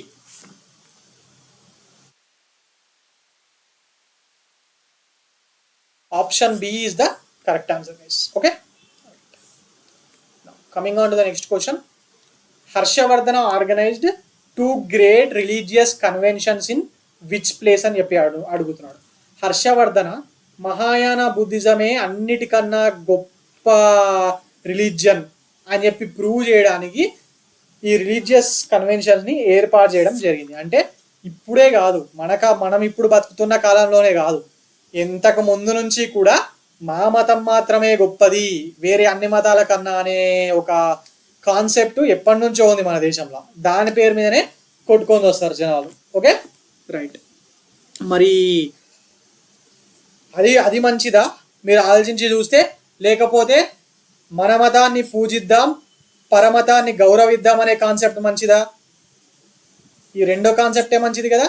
అన్ని మతాల వారు వాళ్ళ మతాన్ని పూజించాలి, వేరే వాళ్ళ మతాన్ని గౌరవించాలి. ఈ సింపుల్ కాన్సెప్ట్ అనేది అర్థమైతే ఆడ మిడిల్ ఈస్ట్లో షియా సున్నీ అని, లేకపోతే ఇక్కడ ఇండియాలో, లేకపోతే ఇంకా కొన్ని వేరే వేరే దేశాల్లో ఈ రిలీజియస్ ఇష్యూస్ మీద కొట్టుకోవడము, మత ఘర్షణలు అనేవి ఉండవు. Okay, right. Now coming back to the concept. Harshavardhana organised 2 great religious conventions in. So ఇది చూస్తే ఇందాక చెప్పాను కదా, Harsha has held a massive councils of various religions and sects in Kannauj to prove the excellence of Mahayana Buddhism over other religions. మరి ఇవి ఎక్కడ conduct చేసిండినా అంటే ఒకటేమో కన్నౌజ్లో, ఇంకోటేమో ప్రయాగలో. ముఖ్యంగా కన్నౌజ్లో వీటిని ఏర్పాటు చేసేవాడు. మరి ఇది ఎలా తెలుస్తుందంటే చైనీస్ క్రానికల్స్ ఉన్నాయి కదా, హుయాన్సాంగ్ రాసిండు. ఆ హుయాన్సాంగ్ రాసిన చైనీస్ క్రానికల్స్లో వీటి గురించి మెన్షన్ చేయబడి ఉంది. అందులో ఆయన ఏమని మెన్షన్ చేశాడంటే ఈ కన్నౌజ్లో జరిగిన కన్వెన్షన్కి 20 దేశాల రాజులు along with the great Brahmans are court poets, అంటే బ్రాహ్మణ్స్ కానివ్వండి, లేకపోతే ఈ శ్రమణాస్ ఉన్నారు కదా, అంటే బుద్ధిజంని జైనిజంని ఫాలో అయ్యే శ్రమణాస్, ఎస్, వాళ్ళని తీసుకొని ఇక్కడికి వచ్చిర్రు అని చెప్పి మరి చెప్పడం జరిగింది. మరి దిస్ మీట్, ఈ కన్నౌజ్లో జరిగిన రిలీజియస్ కన్వెన్షన్ ని this was preceded by Hiuen Tsang. ఆయన అధ్యక్షతనే ఇది జరగడం జరిగింది. ఓకే, అండ్ అలాగే ఈ ప్రయాగకు సంబంధించింది ఏంటంటే హర్ష రూలింగ్ లో ఉన్నప్పుడు ప్రతి 5 సంవత్సరాలకు ఒకసారి ప్రయాగలో ఇలాంటి ఒక రిలీజియస్ కన్వెన్షన్ ని ఆయన నిర్వహించేవాడు. దానికి మహామోక్ష కౌన్సిల్ అని చెప్పి పిలిచేవాళ్ళు. ఈ కన్నౌజ్లోనేమో వేరే మతము అంతా అది కదా కాన్సెప్ట్. ప్రయోగంలో అట్లా కాదు. అక్కడ పోయి నా దగ్గర ఉన్నదంతా దాన ధర్మాలు చేసి వచ్చి ఉట్టి బట్టలు చెప్పులు వేసుకొని రిటర్న్ వచ్చేసేటోడు. ఎందుకు? మోక్షం ఉండడానికి. ఓకే, సో దాన్ని మహామోక్ష కౌన్సిల్ అని చెప్పి పిలిచే వాళ్ళు. Okay, right. సో ఆన్సర్ ఏంటి? Kannauj and Prayag. Okay, right. Now coming on to the next question. The Chinese traveller Hiuen Tsang or Yuan Chwang. ఇది చూసుకోండి, ఎందుకంటే ఒకసారి చైనా దేశానికి సంబంధించిన కరెన్సీ రెన్మిన్బి అని ఇచ్చింది. అప్పటి వరకు వేరేది ఉంటుండే. మరి దాన్ని అంతకుముందు వరకు రెన్మిన్బి అనేవాళ్ళు కాదు, యువాన్ అంటాం కదా. Yuan or renminbi. ఎగ్జామ్లో యువాన్ అని ఇవ్వకుండా రెన్మిన్బి అని ఇచ్చిండు, జనాలు కన్ఫ్యూజ్ అయ్యారు. సో ఓకే, ఇక్కడ కూడా రేపు పొద్దున హుయాన్సాంగ్ అని ఇవ్వకుండా యువాన్ చువాంగ్ అని ఇస్తే ఏం చేస్తారు? కన్ఫ్యూజ్ అయిపోతారు కదా, అసలు ఈ పేరే ఎక్కడి లేదని. So R is also known as అని చెప్పి చెప్పుకునేటివి కూడా మారు పేర్లు కూడా చూసుకోండి. అప్పుడప్పుడు అడుగుతారు ఎగ్జామ్లో, పేపర్ టఫ్ చేయాలనుకున్నప్పుడు. ద చైనీస్ ట్రావెలర్ యువాన్ చువాంగ్ మొన్న ఎగ్జామ్లో అడిగాడు. ఏంది? గోల్కొండ కౌల సంచిక అనాల్సిందే కదా, గోల్కొండ పండితుల సంచిక అన్నాడు. చాలా మంది కౌలన్న పండితులన్న ఒకటే కదా అని చెప్పి కరెక్ట్ పెట్టొచ్చారు. చూస్తే అక్కడ టిఎస్పిఎస్సి చిక్న కీలో అది తప్పని తెలిసింది. Okay right. So the Chinese traveller Hiuen Tsang who visited India recorded the general conditions and culture of India at that time. In this context which of the following statements are correct? ఈ Hiuen song అనేటోడు ఇండియాకి వచ్చిన తర్వాత ఇండియాలో ఉన్న సామాజిక పరిస్థితులు, India యొక్క కల్చర్కి సంబంధించిన విషయాల మీద రాయడం జరిగింది. మరి అందులో ఈ కింద ఇచ్చిన స్టేట్మెంట్స్లో ఏది కరెక్ట్ అని చెప్పి అంటున్నాడు. Okay right. సో ఆప్షన్ చూడండి. First option, the roads and river routes were completely immune from robbery అంట. ఇది 100% తప్పుడు స్టేట్మెంట్ అండి. అంటే ఇందులో ఏం చెప్తున్నాడు అంటే 7th centuryలో హర్ష రూల్ ఆ టైంలో ఈయన వచ్చినప్పుడు అసలు రోడ్స్ ఆర్ రివర్స్ ద్వారా మీరు ట్రావెలింగ్ చేస్తే అసలు మన దారి దోపిడి దొంగలు ఉంటారు కదా, ఎస్ అలాంటి వాళ్ళు ఎవ్వరు అటాక్ చేసే వాళ్ళు కాదు, అసలు ఏమీ ఉండేది కాదు అని చెప్పి చెప్తున్నాడు. ఇది కరెక్టా? 100% తప్పండి. అప్పట్లో ట్రేడర్స్ మీద అటాక్ జరుగుతున్నాయని చెప్పి వాళ్ళు గుంపులుగా వెళ్ళే వాళ్ళు ఒకళ్ళకి సహాయంగా అని చెప్పి మీరు చదువుకున్నారు కదా, ఎస్ మరి ఇది తప్పుడు స్టేట్మెంట్. ఇంకొక ఫన్నీ థింగ్ ఏంటంటే ఈ హువాన్ సాంగ్ మీదనే అలాంటి దోపిడీ జరిగింది. ఆయన్నే చాలా సార్లు దారి దోపిడీ దొంగలు మాటు వేసి దోచుకోవడం జరిగింది. ఎందుకు? ఈయన హర్ష టైంలో ఉన్న హర్ష సామ్రాజ్యంలో మాత్రమే లేడు, ఇటు చోళాస్ దగ్గరకు వచ్చిండు, మొత్తం ఇండియా అంతా తిరిగిండు. ఓకే, రాష్ట్రకూటాస్ దగ్గరకు పోయిండు, చోళాస్ దగ్గరకు పోయిండు, ఇట్లా మొత్తం అప్పుడున్న అన్ని రాజ్యాలని ఈయన తిరగడం జరిగింది. మరి అలా తిరుగుతుంటే చాలా సార్లు ఆయననే దోచుకోవడం జరిగింది. సో ఈ స్టేట్మెంట్ తప్పండి. మరి ఆయన్నే దోచుకున్నప్పుడు లేదని చెప్పి రాయడు కదా, ఎస్ ఈ స్టేట్మెంట్ తప్పు. As regards punishments for offences ordeal by fire, water and poison were the instruments for determining the innocents or guilt of a person. ఇది కరెక్టా? ఇది కరెక్ట్ స్టేట్మెంటేనండి. ఇది కరెక్ట్ స్టేట్మెంటే. ఎందుకంటే ఆ టైంలో క్రైమ్ యొక్క పనిష్మెంట్ అనేది చాలా గట్టిగా ఉంటుండే, చాలా టఫ్గా ఉంటుండే. ముఖ్యంగా అసలు మనిషి తప్పు చేసిండా కరెక్ట్ చేసిండా అని తెలుసుకోవడానికి ఫైర్, వాటర్ ఆర్ పాయిజన్ వీటిని యూజ్ చేసేవాళ్ళు. ఓకే, సో ఇది కరెక్ట్ స్టేట్మెంట్. ఆ టైంలో ఇదంతా యూజ్ చేసిరు అని చెప్పి మనకు తెలిసిందే కదా, బ్రిటిష్ వాళ్ళు వచ్చిన తర్వాత ఇలాంటి విషయాల్ని ఆపేయడం జరిగింది. ఎస్ ఓకే, సో ఆప్షన్ 2 కరెక్టే. మరి the tradesmen had to pay duties at ferries and barriers, ఇది కరెక్టే. ట్రేడ్ చేసి చాలా డబ్బులు సంపాదించారు.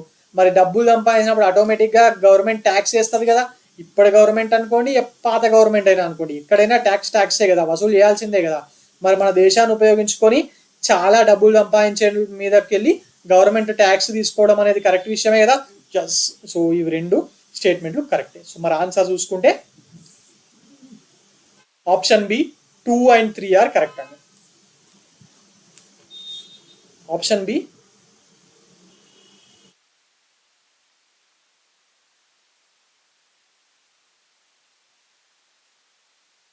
2 and 3 statements are correct. Okay, right. Now coming on to the next question. Who sent Huan Sang as an emissary in the court of Harsha? Harsha court ki, Harshavardhani yokka court ki Huan Sang ఎవరి యొక్క ఎంఎస్ఆర్గా రావడం జరిగింది? Option చూడండి. తాయ్సుంగా, తుంక్వాన్, QN వు. మరి ఇందులో ఎవరి కింద వచ్చిండు? ఎవరి కింద రాలేదండి, ఈయన సొంతంగా రావడం జరిగింది. బేసిక్గా ఈయన తాయ్సుంగా టైంకి చెందినవాడే. కాకపోతే ఆ టైంలో ఈ తాయ్సుంగా rulers has banned the foreign tours for his citizens. వాళ్ళ సిటిజన్స్ ఫారెన్ టూర్స్కి వెళ్ళడాన్నే వీళ్ళు బ్యాన్ చేయడం జరిగింది. బట్ స్టిల్ హువాన్ సాంగ్ వచ్చాడు. మరి ఎవరి యొక్క ప్రతినిధిగా కూడా రాలేదు. ఈయన సొంతంగా బుద్ధిజం మీద ఆసక్తితోని, దాని గురించి ఇండియా నుంచే వచ్చింది కదా ఈ బుద్ధిజము, మరి దాన్ని ఇంకా డీటెయిల్గా తెలుసుకోవాలన్న ఉద్దేశంతో ఆయన ఇక్కడికి రావడం జరిగింది. ఓకే, మరి ఈయన ఇక్కడ 13 నుంచి 14 సంవత్సరాల వరకు హువాన్ సాంగ్ ఇండియాలో స్టే చేయడం జరిగింది. ఓకే రైట్, ఇక్కడ హర్ష కోర్ట్లో. Okay right. ఈయన రాసిన పుస్తకం చాలా ఫేమస్ కదా, మరి అది ఆయన భాషలో రాసింది అందరికీ తెలుసు, చైనీస్లో రాసిండు. మరి దానికి ఏం పేరు పెట్టిండో అందరికీ తెలుసు. మరి దాన్ని ఇంగ్లీష్లో ఏమంటారో తెలుసా? This is called as a record of western regions. A record of western regions అని చెప్పి పిలుస్తారు. ఎ రికార్డ్ ఆఫ్ వెస్టర్న్ రీజియన్స్ అని చెప్పి దాన్ని పిలవడం జరుగుతుంది. ఓకే, ఇది కూడా ఇంపార్టెంట్ అండి. అప్పుడప్పుడు ఎగ్జామ్లో సియూకి అని ఇవ్వకుండా ఇలా రికార్డ్ ఆఫ్ వెస్టర్న్ రీజియన్స్ అని చెప్పి కూడా అడుగుతారు. ముఖ్యంగా యాన్షియంట్ ఇండియా టైంలో వచ్చిన ఫారెన్ స్కాలర్స్ అందరూ కూడా వాళ్ళ అకౌంట్స్ అంటే వాళ్ళు రాసిన పుస్తకాలు అన్నింటినీ కూడా వాళ్ళ సొంత లాంగ్వేజ్లో రాసుకున్నారు. ఇండియాకి వచ్చినాం కదా అని చెప్పి సాంస్క్రిట్లోనో, పాలీలోనో, ప్రాకృత్లోనో కాకుండా ఎవరు వస్తే వాళ్ళ దేశం సంబంధించిన లాంగ్వేజ్లోనే రాయడం జరిగింది. Okay, right. Coming on to the next question for today, that is the term Kausheya has been used for. ఈ టర్మ్ చాలా ఇంపార్టెంట్ అండి, ఎందుకంటే ఇది ట్రేడ్లో యాన్షియంట్ ఇండియాలో ట్రేడ్ బాగా జరిగేది కదా, ముఖ్యంగా శాతవాహన టైమ్స్లో. అంటే ఆఫ్టర్ ద మౌర్యన్ పీరియడ్ ఈ ట్రేడ్ అనేది చాలా ఎక్కువగా స్టార్ట్ అయింది. మరి గుప్తా పీరియడ్కి వచ్చేసరికి కొంచెం తగ్గింది. ఎందుకు తగ్గిందని నిన్న క్లాస్లో చెప్పాను. అటు Hund's invasion of Roman empire కానివ్వండి, లేకపోతే రోమన్ ఎంపైర్లో జనాలు సిల్క్ వామ్ని ఎలా చేయాలో నేర్చుకోవడం అనేది కాన్సెప్ట్ కానివ్వండి, అవి రెండూ జరగడం వల్ల కొంచెము తగ్గిపోయింది. స్టిల్ మన వాళ్ళు ఒకసారి డబ్బులు అలవాటు అయిపోయిన తర్వాత తగ్గడం అనేది ఉండదు కదా. సో మరి రోమన్ ఎంపైర్తో ట్రేడ్ బంద్ అవుతే ఇటు సౌత్ ఈస్ట్ ఏషియన్ ట్రేడ్తో ఆ డబ్బుల్ని నింపుకున్నారు. బట్ కంపారిటివ్లీ తక్కువ. గుప్తన్ ఎంపైర్లో శాతవాహనాస్, చోళాస్ ఆ టైంలో జరిగినంత ట్రేడ్ అనేది జరగలేదు. మరి దీన్నేమో ట్రేడ్లో బాగా వాడేవాళ్ళు. మరి దేనికి వాడేవాళ్ళు? ట్రేడ్కి చాలా బాగా వాడేవాళ్ళు. అంటే నీకు ఏం అర్థం కావాలి? మనం ముఖ్యంగా ఏం ట్రేడ్ చేశాం రోమన్ ఎంపైర్తో ఏం ట్రేడింగ్ చేశాం? ఒకటేమో స్పైసెస్, రైట్? ఆ కేరళ నుంచి అటు నుంచి స్పైసెస్ పంపించేవాళ్ళం. ఇంకోటేమో సిల్క్ కదా. ఎస్, మరి ఇక్కడ స్పైసెస్ లేదు. కౌశేయ అనేది సిల్క్కి వాడిన పదం. In Gupta period and in later Gupta period also this word Kausheya was used to denote silk. Silk క్లాత్ని డినోట్ చేయడానికి కౌశేయ అనే పదాన్ని వాడేవాళ్ళు. Okay, right. Coming on to the next question for today, that is the famous travelogue Si Yu Ki is linked with. అంటే ఈ సియూకి అనే పుస్తకాన్ని ఎవరు రాశారు అని చెప్పి అడుగుతున్నాడు. ఇది ఏ భాషలో రాశారు? చైనీస్ భాషలో రాశారు కదా. ఎస్, సో రాసింది ఎవరు? Chinese travellers. ఇందాక ముందే క్వశ్చన్లోనే చెప్పారు ఏమని, ఏ దేశం నుంచి వచ్చిన ట్రావెలర్స్ వాళ్ళ నేటివ్ లాంగ్వేజెస్లోనే వాళ్ళ నేటివ్ లాంగ్వేజెస్లోనే వాళ్ళ యొక్క ట్రావెలాగ్స్ ఆర్ పుస్తకాలు రాయడం జరిగింది. Okay, right. సో మరి సియూకి ఎవరు రాశారు? ఫాయిన్ రాసిండా, మెగస్థిన్సా, అల్బెరూనియా, హుయెన్సాంగా? ఎవరు రాశారు సియూకి? ఈజీ క్వశ్చన్ కదా. Yes, Si Yu Ki is written by Hiuen Tsang. Basically this is a Chinese travelogue. This is written by Chinese traveler called Huansang. Basically it is a Buddhist record. ఎందుకంటే ఆయన బుద్ధిజంని follow అయ్యండి కదా. ఎస్, మరి దానికి సంబంధించిన విషయాలు ఇందులో ఎక్కువగా రాయడం జరిగింది. అలాగే ఆ టైంలో ఉన్న ఇండియన్ సొసైటీలో ఉన్న విషయాల గురించి రాయడం జరిగింది. మరి ఇక మిగిలిన 3 ఆప్షన్లు కూడా ఫేమస్ ట్రావెలర్సే కదా. మరి వీళ్ళు కూడా పుస్తకాలు రాసిర్రు. మరి వీళ్ళు రాసిన పుస్తకాలు కూడా రేపు పొద్దున ఎగ్జామ్లో అడగచ్చు కదా మిమ్మల్ని, ట్రావెలాగ్స్ ఎవరు రాసిర్రు అని. సో ఫాహిన్ ఏం రాసిండు guys? Fahien wrote Fo Kuo Ki. Okay, right. Fahien wrote Fo Kuo Ki. Okay, Megasthenes ఇదవుతే అందరికి తెలిసిందే. ఇండికా. అల్బెరూని ఏది రాసిండు? ఇరాన్ నుంచి వచ్చిండు కదా. మరి అల్బెరూని ఏం రాసిండు? ఈయన కితాబుల్ హింద్ అనే పుస్తకాన్ని రాయడం జరిగింది. ఆ టైంలో ఇండియాలో ఉన్న సామాజిక ఆర్థిక పరిస్థితులు, ఇండియాలో ఉన్న కల్చరు, ఇండియాలో ఉన్న రాజులు, దాని అడ్మినిస్ట్రేషను, ఇలా మొత్తం ఇండియాకు సంబంధించిన విశేషాల మీద ఈయన పుస్తకం రాయడం జరిగింది. అలాగే ఈయన పతాంజలి రాసిన మహాభ్యాస అనే పుస్తకాన్ని అరబిక్లోకి అనువదించిండు. ఓకే, అల్బెరూని. దీని మీద కూడా అప్పుడప్పుడు క్వశ్చన్స్ వస్తున్నాయి. Okay, right. అప్పుడప్పుడు ఈ బుక్ని ఎవరు ట్రాన్స్లేట్ చేసిర్రు అని చెప్పి అడుగుతారు కదా. ఎస్, అందులో ఇది కూడా one of the important book. Kitab ul Hind written by Alberuni. Okay, right. Now coming on to the next question. That is, which of the following phrases defines the nature of the hundi generally referred to in the sources of the post harsha period. ఈ హుండి అనే పదాన్ని post Harsha period లో వాడిరట. మరి అసలు ఇది దేన్ని define చేస్తుంది ఈ ఫ్రేజ్ హుండి అనేది క్వశ్చన్. ఓకే, సో ఆప్షన్స్ చూడండి ఏమున్నాయి. అన్ అడ్వైజరీ, హుండి అంటే an advisory issued by the kings to his subordinates or a diary to be maintained for daily అకౌంట్సా, లేకపోతే is it a bill of ఎక్స్చేంజా, లేకపోతే an order from the feudal lord to his సబార్డినేట్సా. హుండి బేసిక్గా ఇది ఒక bill of exchange అండి. This is a bill of exchange. In the post Harsha period this hundi was treated as bill of exchange. Okay, మరి ఇది ఎవరు చెప్పిర్రు, ఎవరు గుర్తుపట్టిర్రు, దీనికి ఎవరు, ఎక్కడ సోర్స్ ఏంటంటే ఆర్బీఐ వాళ్ళు దీన్ని చెప్పడం జరిగింది. సో ఆర్బీఐ ఏం చెప్పిందంటే హుండి అనేది ఒక financial instrument. This is a financial instrument which has been evolved in the Indian subcontinent. Indian సబ్ కాంటినెంట్లోనే ప్రారంభమైన ఒక ఫైనాన్షియల్ ఇన్స్ట్రుమెంట్ ఇది. మరి దీన్ని ట్రేడ్లో భాగంగా క్రెడిట్ ట్రాన్సాక్షన్స్లో ఈ హుండీని వాడేవాళ్ళు అని చెప్పడం జరిగింది. ఇది ఆర్బీఐ వాళ్ళు చెప్పడం జరిగింది. Okay, right. సో మరి హుండీ అంటే ఏమంటారు? మనం జనరల్గా హుండీ అన్న మన అర్థం ఏంటి? హుండీలో డబ్బులు వేయడం అనే కదా. సో డబ్బులకు సంబంధించిన విషయమే కదా. ఎస్, అట్లా తీసుకున్న డబ్బులకు సంబంధించిన విషయమే. మరి as per RBI this has been used in Indian subcontinent in trade and credit transactions. Okay, credit ట్రాన్సాక్షన్స్లో వీటిని వాడడం జరిగింది. Right, so answer is C. Now coming on to the next question. Consider the following statements. The Chinese pilgrim Fahin attended the 4th Buddhist council held by Kanishka. ఈ statement కరెక్టా guys? ఈ statement 100% తప్పు, శుద్ధ తప్పు. ఎందుకంటే Chinese pilgrim అయిన ఫాహిన్ అనే ఆయన ఇండియాకి ఎప్పుడు వచ్చిండు?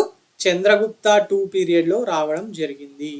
చంద్రగుప్త 2 ఆర్ చంద్రగుప్త విక్రమాదిత్య అంటాం కదా, గుప్తుల టైంలో రావడం జరిగింది. మరి గుప్తుల టైంలో వచ్చిన ఆయన కనిష్కున్ టైంలో ఎట్లా అటెండ్ అవుతాడు?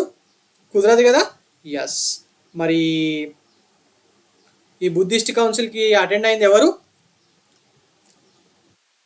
హ్యూయన్సాంగ్. ఓకే, హ్యూయన్సాంగ్ అటెండ్ కావడం జరిగింది. ఇక్కడ ఫాయిన్ కాదు, ఇది హ్యూయన్సాంగ్. హ్యూయన్సాంగ్ చైనాలో టంగ్ రూలర్స్ రూలింగ్లో ఉన్నప్పుడు ఇండియాకు రావడం జరిగింది. వాళ్ళు ప్రొహిబిట్ చేసినా కూడా ఇండియాకు వచ్చింది. Okay, right. So option 2, so statement 2, the Chinese pilgrim Hiuen Tsang met Harsha and found him to be antagonistic to Buddhism. ఇక్కడ వరకు స్టేట్మెంట్ కరెక్టే. హ్యూయన్సాంగ్ హర్షాన్ని కలిసిండు, ఆయనతో ఉన్నాడు, మస్తు సంవత్సరాలు అక్కడనే ఉండే, ఆయన పెట్టిన మహామోక్ష పరిషత్ అలాంటి రిలీజియస్ కౌన్సిల్స్లో కూడా పాల్గొన్నాడు. అదంతా కరెక్టే, కానీ హ్యూయన్సాంగ్ హర్ష బుద్ధిజంని వ్యతిరేకించిండు అని చెప్పింది మాత్రం తప్పు. ఎందుకు? హర్ష అనే వ్యక్తి, హర్షవర్ధనుడు అనే రాజు హ్యూయన్సాంగ్ని కలవక ముందు కూడా బుద్ధిజంని ఫాలో అవుతుండే. Okay, Harsha has already lean toward Buddhism before meeting Hiuen Tsang. కాకపోతే హ్యూయన్సాంగ్ని కలిసిన తర్వాత Harsha has granted royal patronage to Mahayana form of Buddhism. Royal patronage to Mahayana form of Buddhism. Okay, and so ఈ ఆప్షన్ కూడా తప్పే. సో 2 ఆప్షన్లు తప్పే కాబట్టి మరి మన ఆన్సర్ ఏమవుతుంది? 2 ఆప్షన్లు తప్పైనప్పుడు option D, neither 1 nor 2. Okay, right. Now coming on to the next statement. Consider the following statements and select the correct answer using the codes given below. First statement చూడండి, the sun temple of Multan. Yes, మన ఇండియాలో ఉన్న Konark sun temple లేకపోతే Modhera sun temple లేకపోతే మన Suryanarayana Swamy sun temple ఆంధ్రప్రదేశ్లో ఉంది కదా, ఇది మాత్రమే కాకుండా అప్పటి మార్తాండ్ సన్ టెంపుల్ కానివ్వండి, లేకపోతే ఈ ముల్తాన్లో ఉన్న సన్ టెంపుల్ కానివ్వండి, ఇవి కూడా చాలా చాలా ఫేమస్ టెంపుల్సే. ఓకే, మరి this sun temple of Multan is mentioned by Hiuen Tsang. ఇప్పటికీ కూడా ఆ ఏరియాలో ఉన్న హిందువులు, పాకిస్తాన్లో కూడా హిందువులు ఉంటారండి. టోటల్ పాపులేషన్లో 4-5% ఆఫ్ హిందూస్ ఉన్నారు. వాళ్ళు ఇప్పటికీ కూడా ఈ టెంపుల్కి వెళ్తా ఉంటారు. Okay, and this has been mentioned by Hiuen Tsang, Abu Zaid, al Masudi and al Beruni. ఈ స్టేట్మెంట్ కరెక్టే. జనరల్గా యూపీఎస్సీలో స్టూడెంట్స్, ఆస్పిరెంట్స్ ఏం ట్రెండ్ ఫాలో అవుతారు? ఏదన్నా ఎక్స్ట్రీమ్ స్టేట్మెంట్ ఉండే అది జనరల్గా తప్పు అని చెప్పి అనుకుంటాం, అవునా కదా? ఇది ఎక్స్ట్రీమ్ స్టేట్మెంట్ కిందకి వస్తుంది. ఎందుకంటే నలుగురు డిఫరెంట్ టైమ్స్లో ఉన్న ఆథర్స్ని మెన్షన్ చేసి వాళ్ళు ముల్తాన్లో ఉన్న సన్ టెంపుల్ గురించి చెప్పారు వాళ్ళ రైటింగ్స్లో అన్నాడు. సో ఇది తప్పయ్యే ఛాన్సెస్ ఎక్కువ ఉంటాయి కదా, ఎందుకంటే ఏ ఒక్కరు చెప్పకపోయినా తప్పే, అవునా కదా? కాకపోతే మరి ఇది యూపీఎస్సీ మాత్రము ఇది కరెక్ట్ అని ఇచ్చింది ఆన్సర్. ఇక్కడ జనరల్గా అందరూ తప్పని పెట్టేస్తారు, ఇది యూపీఎస్సీలో అడిగిరు. సో మరి ఇది మాత్రం correct statement. Okay, right. Second statement, the pilgrimage to Sambapur was associated with sun worship. ఇది కూడా కరెక్టేనండి. Pilgrimage to Sambapur was associated with the sun worship. So ఇది కూడా కరెక్ట్ స్టేట్మెంటే, రెండూ కరెక్టే. దీని డీటెయిల్స్ పెద్దగా అవైలబుల్గా లేవు, కానీ మనకు ఎగ్జామ్లో అడిగారు కాబట్టి రేపు పొద్దున టీఎస్పీఎస్సీలోను ఏపీపీఎస్సీలోను మళ్ళీ అడగచ్చు, అందుకే ఒకసారి చూసుకోండి. ముల్తాన్లో ఉన్న సన్ టెంపుల్ గురించి అల్ Beruni, Hiuen Tsang, Abu Zaid, al మసౌది అందరూ మెన్షన్ చేయడం జరిగింది. అలాగే సంబాపూర్ పిలిగ్రిమేజ్ అనేది సన్ వర్షిప్ తోని, సూర్యుని భగవానుడి యొక్క ఆరాధనతోని లింకప్ అయి ఉన్నది అనే పాయింట్ ఇంపార్టెంట్ అండి. Okay, right. Coming on to the next question.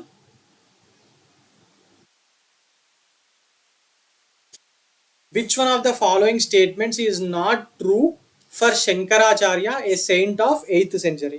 ఇందాక శంకరాచార్యకి సంబంధించిన పాయింట్ ఆల్రెడీ మాట్లాడుకున్నాం కదా. 8th centuryలో శంకరాచార్య ఉండేవాడు, కేరళలో పుట్టాడు, అన్నీ మాట్లాడుకున్నాం కదా. ఎస్, మరి ఇప్పుడు శంకరాచార్య గురించి మాట్లాడుకుంటే ఆయన సిద్ధాంతం అద్వైతం చెప్పాను కదా. ఎస్, సో ఆన్సర్స్ ఆప్షన్స్ చూడండి. Which of the following is not true అన్నాడు, ట్రూ కాదు, ఏది తప్పు అని చెప్పి అడిగాడు ఇందులో. సో ఈ established 4 religious centres in different part of India. Yes, హిందూయిజంని ప్రొపగేట్ చేయడానికి ఈయన 4 రిలీజియస్ సెంటర్స్ని డిఫరెంట్ పార్ట్స్ ఆఫ్ ఇండియాలో ఎస్టాబ్లిష్ చేసిన విషయం నిజమే. He countered the spread of Buddhism and Jainism. Yes, Buddhism and Jainism అనేది విపరీతంగా ఇండియా వ్యాప్తంగా ఎక్స్టెండ్ అవుతున్న టైంలోనే ఈ శంకరాచార్య మొత్తం ఆయన పాదయాత్ర ద్వారా ఇండియా మొత్తం జరిగి హిందూయిజంని మళ్ళీ పునరుద్ధరించడానికి ప్రయత్నించాడు. ఆ టైంలో అయినా దీన్ని కౌంటర్ చేసిన విషయం కూడా కరెక్టే. అలాగే హీ నేమ్డ్ ప్రయాగ్ యాజ్ తీర్థరాజ్. ఇది చూద్దాం. హీ ప్రొపగేటెడ్ వేదాంత. ఇక ఈయన ఫిలాసఫీ, ఈయన వేదాంత అనే ఫిలాసఫీలో భాగంగా ఉన్న అద్వైత వేదాంతాన్ని ప్రొపగేట్ చేసిండు కదా. సో ఆటోమేటిక్గా హీ ప్రొపగేటెడ్ వేదాంత అనే స్టేట్మెంట్ కరెక్టే అవుతుంది కదా. ఎస్, మరి ఇది ఒక్కటే మిగిలింది. సో ఇది తప్పుడు స్టేట్మెంట్. ఓకే, మరి శంకరాచార్య ఎక్కడ పుట్టానని చెప్పాను, కేరళలోని కలాడి అనే విలేజ్లో ఈయన పుట్టడం జరిగింది. ఎట్ దిస్ టైం అంటే ఈ 8th century టైం వచ్చేసరికి హిందూయిజం యొక్క స్టేచర్ అనేది తగ్గిపోతూ వస్తున్న కాలం అది. ఎందుకంటే జైనిజము, బుద్ధిజం వచ్చి హిందూయిజంలో ఉన్న చెడుని రూపుమాపుతాము అంటే హిందూయిజంలో కొంచెం చెడు క్వాలిటీస్ ఉంటే వాటన్నిటికీ అగేన్స్ట్గా వీళ్ళు పోరాడి చేస్తున్న కాలము. మరి హిందూయిజం యొక్క స్టేటస్ తగ్గుతున్న కాలంలో ఈయన మళ్ళీ వచ్చి హిందూయిజానికి స్టేటస్ని ఇంప్రూవ్ చేయడానికి ప్రయత్నించాడు. Okay, right. And he advocated the greatness of Vedanta. ఇందాక మనం వేదాంత ఫిలాసఫీ గురించి మాట్లాడుకున్నాం కదా, భద్రయాన. ఎస్, సో ఈయన ఏం చేసిండంటే అసలు ఈ వేదాల యొక్క యాక్చువల్ టెక్స్ట్ని నేను చదవాలి అని చెప్పి మొత్తం దేశం మొత్తం తిరిగాడు, పాదయాత్ర చేస్తూ ఈ వేదాల యొక్క సారాన్ని ఒరిజినల్ బుక్స్ ద్వారానే నేను తెలుసుకోవాలి అని చెప్పి ఈయన దేశం మొత్తం తిరిగిండు. మరి తర్వాత అదంతా చదివి నేర్చుకున్న తర్వాత ఒక ఫిలాసఫీని ఇచ్చిండు. ఆ ఫిలాసఫీ పేరు అద్వైత ఆర్ అద్వైతం, Advaita philosophy or Advaita Vedanta. Okay, so మరి ఈయన ఎస్టాబ్లిష్ చేసిన సెంటర్స్ 4 రిలీజియస్ సెంటర్స్ ఇండియాలో చాలా ఫేమస్ అండి, most important centres of Hinduism. ఇక దీని గురించి మాట్లాడుకుంటే ప్రయాగ్రాజ్ తీర్థరాజ్ అనేది ఇది తప్పుడు స్టేట్మెంట్. ఇది తప్పుడు స్టేట్మెంట్ ఎందుకంటే ఈ ప్రయాగ అనే పదము మనకు వేదాల్లోను పురాణాల్లోనూ కనిపిస్తుంది. ఆల్రెడీ వేదాస్లోను పురాణాస్లోను ప్రయాగ ఆర్ ప్రయాగరాజ్ అనే పదము మెన్షన్ చేయబడి ఉంది. మరి ఆ టైంలోనే ఈ ప్రయాగని తీర్థరాజ్ అని చెప్పి పేరు మార్చడం జరిగింది. తీర్థరాజ్ అంటే ఏం లేదండి, కింగ్ ఆఫ్ తీర్థయాత్రాస్ అని. పిలిగ్రిమేజ్ సెంటర్ కదా ప్రయాగ, సో అందుకే ఆ టైంలోనే దీన్ని పేరు మార్చారు, ఈయనేమి పేరు మార్చలేదు. ఇది మనకు మీకు తెలియాలి అని చెప్తున్నాను. జనరల్గా అయితే 3 ఎలిమినేట్ చేసుకుంటాము, సో ఇది కరెక్ట్ అని పెట్టేస్తాం ఎగ్జామ్లో. Okay, right. Coming on to the next question. Where are the 4 monasteries established by Adi Shankaracharya situated? ఇందాకే మనం మాట్లాడుకున్నాం, చూసిర్రా? ఏమని మాట్లాడుకున్నాం లాస్ట్ క్వశ్చన్లో? He established 4 religious centres in different parts of India అని చెప్పాను కదా. ఎస్, అవే ఈ 4 మొనాస్టరీస్. మరి ఈయన ఎక్కడెక్కడ స్టార్ట్ చేసిండు ఈ సెంటర్స్? ఒకటి, అన్నిటికన్నా మన సౌత్ ఇండియాలో చాలా ఫేమస్ ఏంటది? శృంగేరి మఠం అని చెప్పి మాట్లాడుకుంటాం కదా. కర్ణాటకలో ఉన్న శృంగేరి మఠం, దాని పీఠాధిపతి అప్పుడప్పుడు న్యూస్లో ఉంటాడు. శృంగేరి కర్ణాటక. మరి ఇక ద్వారకలో ఒకటి, ద్వారక ఎక్కడుంది? గుజరాత్లో కదా. ఎస్. మరి మూడోది పూరి. ఎక్కడ? పూరి జగన్నాథ్ టెంపుల్ ఫేమస్ కదా, అదే పూరిలో ఈయన పెట్టిండు. ఒడిస్సాలో ఉంటుంది పూరి. మరి ఇంకోటి అంటే ఒక్కొక్క డైరెక్షన్లో ఒకటి, సౌత్లో శృంగేరి, వెస్ట్లో ద్వారక, ఈస్ట్లో పూరి.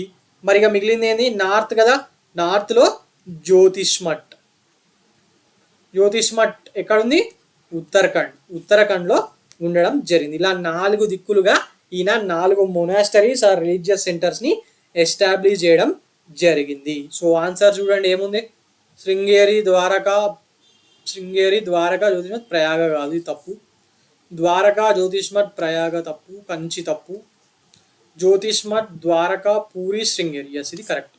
జ్యోతిష్మఠ్, ద్వారక, పూరి, శృంగేరి. ఓకే, ఇక్కడ వారణాసి అని చెప్పి చాలా మంది కన్ఫ్యూజ్ అయిపోతారు, వారణాసి కాశీ పుణ్యక్షేత్రం అని. కానీ ఇది కూడా తప్పు. ఈయన ఎస్టాబ్లిష్ చేసింది ఇక్కడ ఫస్ట్ మనకు ఈజీగా గుర్తుండేది శృంగేరి, కర్ణాటక, రైట్. దాని తర్వాత జ్యోతిష్మఠ్ ఇన్ ద నార్త్. ఈస్ట్లో పూరి కూడా ఫేమసే, గుజరాత్, ద్వారకా కూడా ఫేమస్ టెంపుల్స్ అవి 3 కూడా. ఒక జ్యోతిష్మఠ్ మాత్రము మన సౌత్ ఇండియన్స్కి పెద్దగా పెద్దగా వినిపించని పేరు, కానీ ఇది కూడా ఫేమస్ నార్త్లో. సో ఈ 4 పేర్లు ఇంపార్టెంట్ అండి ఆయన పెట్టిన విషయాలు. Okay, right. Coming on to the next question. ఏ రాజు టైంలో ఏ కోర్టు పోయిట్టున్నాడు? మీకు ఇలాంటివి కూడా ఎగ్జామ్స్లో అడుగుతున్నారు, అందుకే ఇక్కడ పెట్టడం జరిగింది. ఇది ఎస్ఎస్సి సిజిఎల్ రీసెంట్గా వచ్చిన క్వశ్చన్ ఇది. ఇప్పుడు చూడండి, అమీర్ ఖుష్రో కోర్ట్ పోయిట్ ఎవరి దగ్గర? అలావుద్దీన్ ఖిల్జీ కదా. ఎస్. మరి ఇక నెక్స్ట్ కాళిదాస. ఇక మీకు ఇది అందరికీ తెలిసిందే, నవరత్నాల్లో కోడు, అవునా కదా? మెయిన్ అందరికన్నా ఫేమస్ కదా. చంద్రగుప్త 2 డ్రామాస్, బుక్స్ అని రాసిండు కదా. Yes. Harisena, Samudragupta, Allahabad pillar inscription, Prayag Prashasti. ఇక బాణభట్ట, హర్షవర్ధన కదా. బాణభట్ట రోట్ హర్ష చరిత్ర అని చాలాసార్లు చదువుంటారు కదా.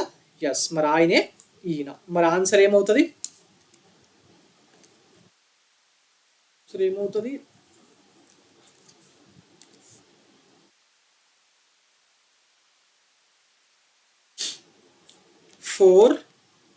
A4 B1 C2 D3 4123 ఎక్కడుంది? B, option B is the correct answer guys. 4123. ఇగో ఈ statement correct. Okay, right. Now coming on to the next question. With reference to the history of India consider the following pairs. Famous places అది ఇప్పుడు ఏ స్టేట్లో ఉన్నాయని చెప్పి అడుగుతున్నాడు. Okay, so మరి ఇప్పుడు బిల్సా చూసుకుంటే మధ్యప్రదేశ్. ఎస్, బేసిక్గా బిల్సా అనేది ఒక ఆర్కియాలజికల్ సైట్ అండి. ఇది యూపీఎస్సీ 2020 ప్రిలిమ్స్లో అడిగిన క్వశ్చన్, అందుకే ఇక్కడ ఇది పెట్టడం జరిగింది. కొంచెం టఫ్ క్వశ్చనే. మన వాళ్ళకు బిల్సా తెలిసే అవకాశమే లేదు, ఎందుకంటే ఆర్కియాలజికల్ సైట్స్ చదువుకున్న బిల్సా లాంటి సైట్స్ మనం చదవం, అవునా? ఎస్. సో బిల్సా మధ్యప్రదేశ్. ఈ మన ద్వార సముద్ర ఎక్కడ ఉంది గైస్? ఇది కర్ణాటకలో ఉంటుంది కదా. మరి మహారాష్ట్రాన్ని ఇచ్చిండు. ద్వార సముద్ర గురించి ఎక్కడ విన్నారు? హొయసాలా డైనాసిటీస్, వెసరా స్టైల్ గుర్తుందా? Vesara style of temple architecture. Yes, ఆ హొయసాల యొక్క capital city Dwara Samudra is the capital city of Hoysalas. Poysala kingdom యొక్క క్యాపిటల్ ద్వారా సముద్రం. మరి వాళ్ళు కర్ణాటక నుంచి రాజ్యం చేశారు కదా, సో ఇది తప్పు. గిరినగర్ అంట, గిరినగర్ గుజరాత్, గిరినగర్ గుజరాత్. ఇది కరెక్టా? ఎస్. ఇప్పటికీ మనము గిర్ ఫారెస్ట్లు అని చదువుతాం కదా, గుజరాత్లో గిర్ ఫారెస్ట్లు ఉన్నాయని చెప్పి. ఎస్, ఇది కరెక్టే. ఫస్ట్ది కరెక్టే, థర్డ్ది కరెక్టే. తానేశ్వర్, తానేశ్వర అన్నాడు కానీ ఇది తానేశ్వర్. తానేశ్వర్ ఉత్తరప్రదేశ్లో ఉందా? హర్యానాలో ఉంటుంది, హర్యానాలో ఉంటుంది. ఓకే. పుష్యభూతీస్ ఆఫ్ తానేశ్వర్ చదువుకుంటారు కదా గుప్తాస్ కన్నా ముందు, రైట్? సో ఇది తప్పు. సో మరి ఏమేమి correct? First and third, first and third. Basically ఇది ఆయన టైంలో వాళ్ళ క్యాపిటల్ సిటీ అని మాత్రమే కాకుండా తానేశ్వర్ అనేది ఒక హిందూ పిలిగ్రిమేజ్ సెంటర్ కూడా. ఇది సరస్వతి నది ఒడ్డున ఉంటుందంట. Okay, right. సో ఆన్సర్ ఏమవుతుంది? 1 and 3. ఓకే, ఇక్కడ మెన్షన్ చేయలేదా? Okay, answer is 1 and 3. 1 and 3 options are correct. Right. Now coming on to the next question. Who among the following is not associated with medicine in India in ancient India? Ancient India టైంలో medicine or medical ఫీల్డ్కి సంబంధించి చాలా మంది ఉన్నారు కదా. జీవక నుంచి start చేస్తే సుశ్రుత వరకు ఇట్లా చాలా మంది ఉన్నారు కదా. ఇందులో ఎవరు కాదు అని అడుగుతున్నాడు. ఆప్షన్స్ చూడండి. ఎలిమినేట్ చేస్తే భాస్కరాచార్య, రైట్? భాస్కరాచార్య మ్యాథ్స్, లీలావతి దాని కిందకి వస్తాడు కదా. Yes, so is not associated, ఇదే కరెక్ట్. మరిగా ఈ ముగ్గురు ధనవంత్రి, చరక, సుశ్రుత వీళ్ళందరూ కూడా దానికి సంబంధించిన వాళ్ళే కదా. మరి ఇందులో భాస్కరాచార్య ఏ పుస్తకాలు రాసిండు అన్నాను? లీలావతి రాసిండు. అలాగే ఈయన ఇదే భాస్కరాచార్య మ్యాథ్స్కి సంబంధించిన దాని మీద లీలావతి రాస్తే, ఇదే భాస్కరాచార్యులు ఆస్ట్రానమీకి సంబంధించి సిద్ధాంత శిరోమణి అనే పుస్తకాన్ని రాయడం జరిగింది. ఇక ధనవంత్రి దేనికి ఫేమస్ గైస్? ధనవంత్రి నవరత్నాల్లో ఒకడు, ఆయుర్వేదాకు సంబంధించిన విషయాల్లో ఎక్స్పర్ట్ కదా ధనవంత్రి. ఎస్, మరిగా చరక, సుశ్రుత కూడా అంతే కదా. చరక సంహిత రాసిండు ఈయన. కనిష్క కోర్ట్లో ఉండే చరక పూరోట్ చరక సంహిత. మరి అలాగే మన సుశ్రుత సంహిత రాసిండు కదా. ఎస్, మరి వీళ్ళందరూ మెడిసిన్కి రిలేటెడే. జీవక, ధనవంత్రి, చరక, సుశ్రుత ఇట్లా వీళ్ళందరూ మెడిసిన్కి సంబంధించిన వాళ్ళు. ఒక భాస్కరాచార్య మాత్రము మ్యాథమెటిక్స్ అండ్ ఆస్ట్రానమీకి సంబంధించిన వ్యక్తి. Okay, right. ఈయన రాసిన పుస్తకాలు లీలావతి. ఇది దేని గురించి రాసిండో అని చెప్పి మీకు ఆల్రెడీ ఒక క్వశ్చన్లో నాకు కమెంట్ సెక్షన్లో తెలియజేయమన్నాను. ఒకసారి వెతికి నాకు చెప్పండి. ఓకే, లీలావతి. మీరు ఇంటర్లో ఆ టాపిక్ చాలాసార్లు చదువుంటారు. ఒకవేళ మీరు బీటెక్ గ్రాడ్యుయేట్స్ అయి ఉంటే బీటెక్ ఫస్ట్ ఇయర్లో కూడా మీకు ఆ సబ్జెక్టు అంటే మ్యాథ్స్ సబ్జెక్ట్లో ఆ టాపిక్ ఉంటుంది. Okay, right. మరి ఈయన రాసిన సిద్ధాంత శిరోమణి కూడా ఫేమస్. ఓకే, ఇది ఆస్ట్రానమీకి రిలేటెడ్గా రాసిండు. మరి మనము ఆస్ట్రానమీకి రిలేటెడ్గా ఉన్న వాళ్ళు ఎవరు, ఆస్ట్రానమీకి సంబంధించిన విషయాల మీద ఎవరెవరు చెప్పిర్రు అని చెప్పి ఎగ్జామ్లో అడగచ్చు. అడిగితే ఎవరెవరు చెప్పారంటే ఏమంటారు? బ్రహ్మగుప్త చెప్పిండు, వరాహమీరా చెప్పిండు, ఆర్యభట్ట చెప్పిండు, భాస్కరాచార్య కూడా చెప్పిండు. ఆ ముగ్గురనే అనుకుంటాము, కానీ భాస్కరాచార్య కూడా సిద్ధాంత శిరోమణి అనే పుస్తకం రాసి ఆస్ట్రానమీ రిలేటెడ్ కొన్ని చెప్పడం జరిగింది. Okay, right. భాస్కరాచార్య ఈ పేరు కూడా important. Coming on to the next question. Who of the following among the 9 gems of Chandragupta was associated with astrology? ఆస్ట్రాలజీతోని ఈ కింద వాళ్ళలో ఎవరికి అందులో ప్రవేశం ఉంది అని చెప్పి అడుగుతున్నాడు. ఈ నలుగురు కూడా చంద్రగుప్త విక్రమాదిత్య ఆ చంద్రగుప్త 2 యొక్క నవరత్నాల్లో ఒకరంట. కాళిదాస పేరు లేదు కాబట్టి కొంచెం కష్టమే. కాళిదాస పేరు ఇస్తే ఆయన కాదు కాబట్టి అదే అని చెప్పి పెట్టేసి వెళ్ళిపోతా ఉంటాం. మరి వరరుచియ, శంకువ, క్షపనక, అమర్ సింగ్ అవుతే కాదు. ఎందుకు? అమర్ సింగ్ ఏం చేస్తాడు? లెక్సికోగ్రాఫర్ కదా. లెక్సికోగ్రాఫర్ అంటే ఏంది? బుక్స్, మన డిక్షనరీస్ రాసేటోళ్ళు. ఓకే, మొత్తం 9 మంది ఉన్నారు. మరి 9 gems ఆఫ్ చంద్రగుప్త 2లో మరి జ్యోతిష్యంతో పరిచయం ఉన్న వ్యక్తి ఎవరంటే ఏమంటారు? Kshapanak. Okay, Kshapanak. He basically is an astrologer. ఇక ఈ శంకు అనేటైనేమో ఆర్కిటెక్ట్. వరరుచి ఎవరు guys? Vararuchi is a grammarian. So మొత్తం 9 మంది ఎవరెవరో గుర్తున్నారా పేర్లు? ఫస్ట్ ప్రామినెంట్ ఎవరు? కాళిదాస, ఏంది పోయట్ కదా. Yes. Second Dhanvantari or Dhanvatri, physician. So related to medical field కిందకి వస్తాడు. ఫిజిషియన్ అంటే ఫిజిక్స్ చదువుకున్నాడు అని కాదు, ఫిజిషియన్ అంటే మెడికల్ ఫీల్డ్కి సంబంధించిన వాడు. ఇక వరాహ మెహ్రా ఆస్ట్రోనామీకి సంబంధించిన విషయాల్లో వస్తాడు కదా, బృహత్ సంహిత అండ్ పంచసిద్ధాంతిక. ఎస్, వరాహ మెహ్రా. ఇక అమర్ సింగ్, ఇట్లా మొత్తము 9 మంది ఉంటారు. Okay, right. లెక్సికోగ్రాఫర్ కదా అమర్ సింగ్. ఎస్. మరి ఇంకా ఫేమస్ ఒకతను ఉండాలి, శంకు. ఇందాక చెప్పాను, Shanku is an architect, Vararuchi is a grammarian. 6 అయిపోయారు. వేటాల్ భట్ట, ఈయననే ఫేమస్. ఈయన మీద కూడా అప్పుడప్పుడు క్వశ్చన్స్ వచ్చినాయి. Vetal Bhatta is a magician. Okay, right. ఇంకిద్దరు ఉంటారు. ఓకే, వాళ్ళంతా ఫేమస్ ఏం కాదు, పెద్దగా ఏం అవసరం లేదు. Okay, right. Now coming on to the next question. In Sanskrit plays written during Gupta period, women and Shudra speak which language అని చెప్పి అడుగుతున్నాడు. ఇప్పుడు సాంస్క్రిట్ ప్లేస్ ముఖ్యంగా గుప్తా పీరియడ్లో కాళిదాస రాసిన అభిజ్ఞాన శాకుంతలం ఇవన్నీ ఉన్నాయి కదా. ఎస్, వాటిల్లో పాత్రలు పోషించిన ఉమెన్స్ కానీ శూద్రాస్ కానీ ఏ లాంగ్వేజ్ వాడిరు అని అడుగుతున్నాడు. జనరల్గా అయితే సాంస్క్రిట్ డ్రామాలో సాంస్క్రిట్ ప్లేస్లో ఏం వాడతారు సార్, సాంస్క్రిటే వాడతారు కదా అనుకుంటాం. ఒకవేళ సాంస్క్రిటే వాడేది ఉంటే మీకు యూపీఎస్సి వాళ్ళు క్వశ్చన్ ఇస్తారా? ఇది యూపీఎస్సి 1995లో ఈ క్వశ్చన్ వచ్చింది. దాని తర్వాత చాలా స్టేట్ సర్వీసెస్లో కూడా రిపీట్ అయ్యింది. సో మరి ఉమెన్ అండ్ శూద్రాస్ మీకు గుప్తాస్ పీరియడ్లో కూడా డిస్క్రిమినేషన్ అనేది ఉంది. సో అందువల్లనే అప్పర్ క్యాస్ట్ వాళ్ళు సాంస్క్రిట్ మాట్లాడితే, అంటే అప్పర్ వర్ణాస్ వాళ్ళు, క్యాస్ట్ అనలేము, అప్పట్లో వర్ణ సిస్టమ్ కదా. ఎస్, అంటే క్యాస్ట్ అందులో నుంచి ఉట్టుకొచ్చినా అప్పుడు 4 ఉండే.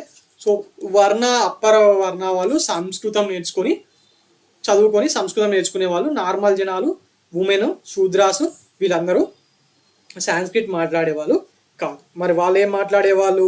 వాళ్ళు ప్రాకృత భాషలోనే ప్రసంగించేవాళ్ళు, మాట్లాడేవాళ్ళు. అలాగే ఈ ప్లేస్లో కూడా వాళ్ళు ప్రాకృతే మాట్లాడేవాళ్ళు.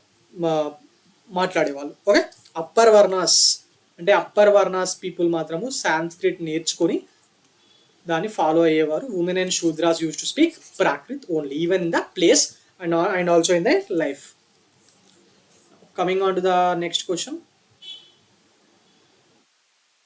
The first inscriptional evidence of Satiprata has been found from. First inscriptional evidence of Satiprata has been found from. Options చూడండి. ఎరాన్ ఇన్స్క్రిప్షన్ ఎవరి టైంలో ఇచ్చారు? సముద్రగుప్త టైంలో కదా. Yes, Junagadh, C Mandsaur, D Sanchi. ఇవన్నీ కూడా ఎక్కడున్నాయి? జూనాగఢ్ ఒకటి గుజరాత్లో ఉంటుంది, వేరే 3 మధ్యప్రదేశ్లో ఉంటాయి కదా. ఎస్, మరి సతీప్రత అనే విషయం మీద ఎవిడెన్స్ అనేది ఎరాన్ ఇన్స్క్రిప్షన్ నుంచి ఇన్స్క్రిప్షన్లో మెన్షన్ చేయడం జరిగింది. అసలు ఈ సతీప్రత అంటే ఏంటి సార్? ఫస్ట్ అసలు సతీప్రత అంటే ఏందోనే తెలియదు కదా అని అనొచ్చు మీరు.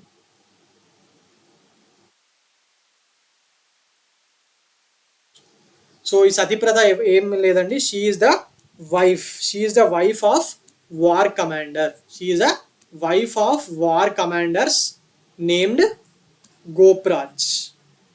ఆ టైంలో గోప్రాజ్ అనే వార్ కమాండర్స్ ఉండేవాళ్ళు. వాళ్ళ వైఫ్ల పేరు సతీప్రత. వాళ్ళ వైఫ్లని సతీప్రత అని పిలిచే వాళ్ళు. మరి దానికి సంబంధించిన ఎవిడెన్సే మనకు ఎరాన్ ఇన్స్క్రిప్షన్లో దొరకడం జరిగింది. ఓకే,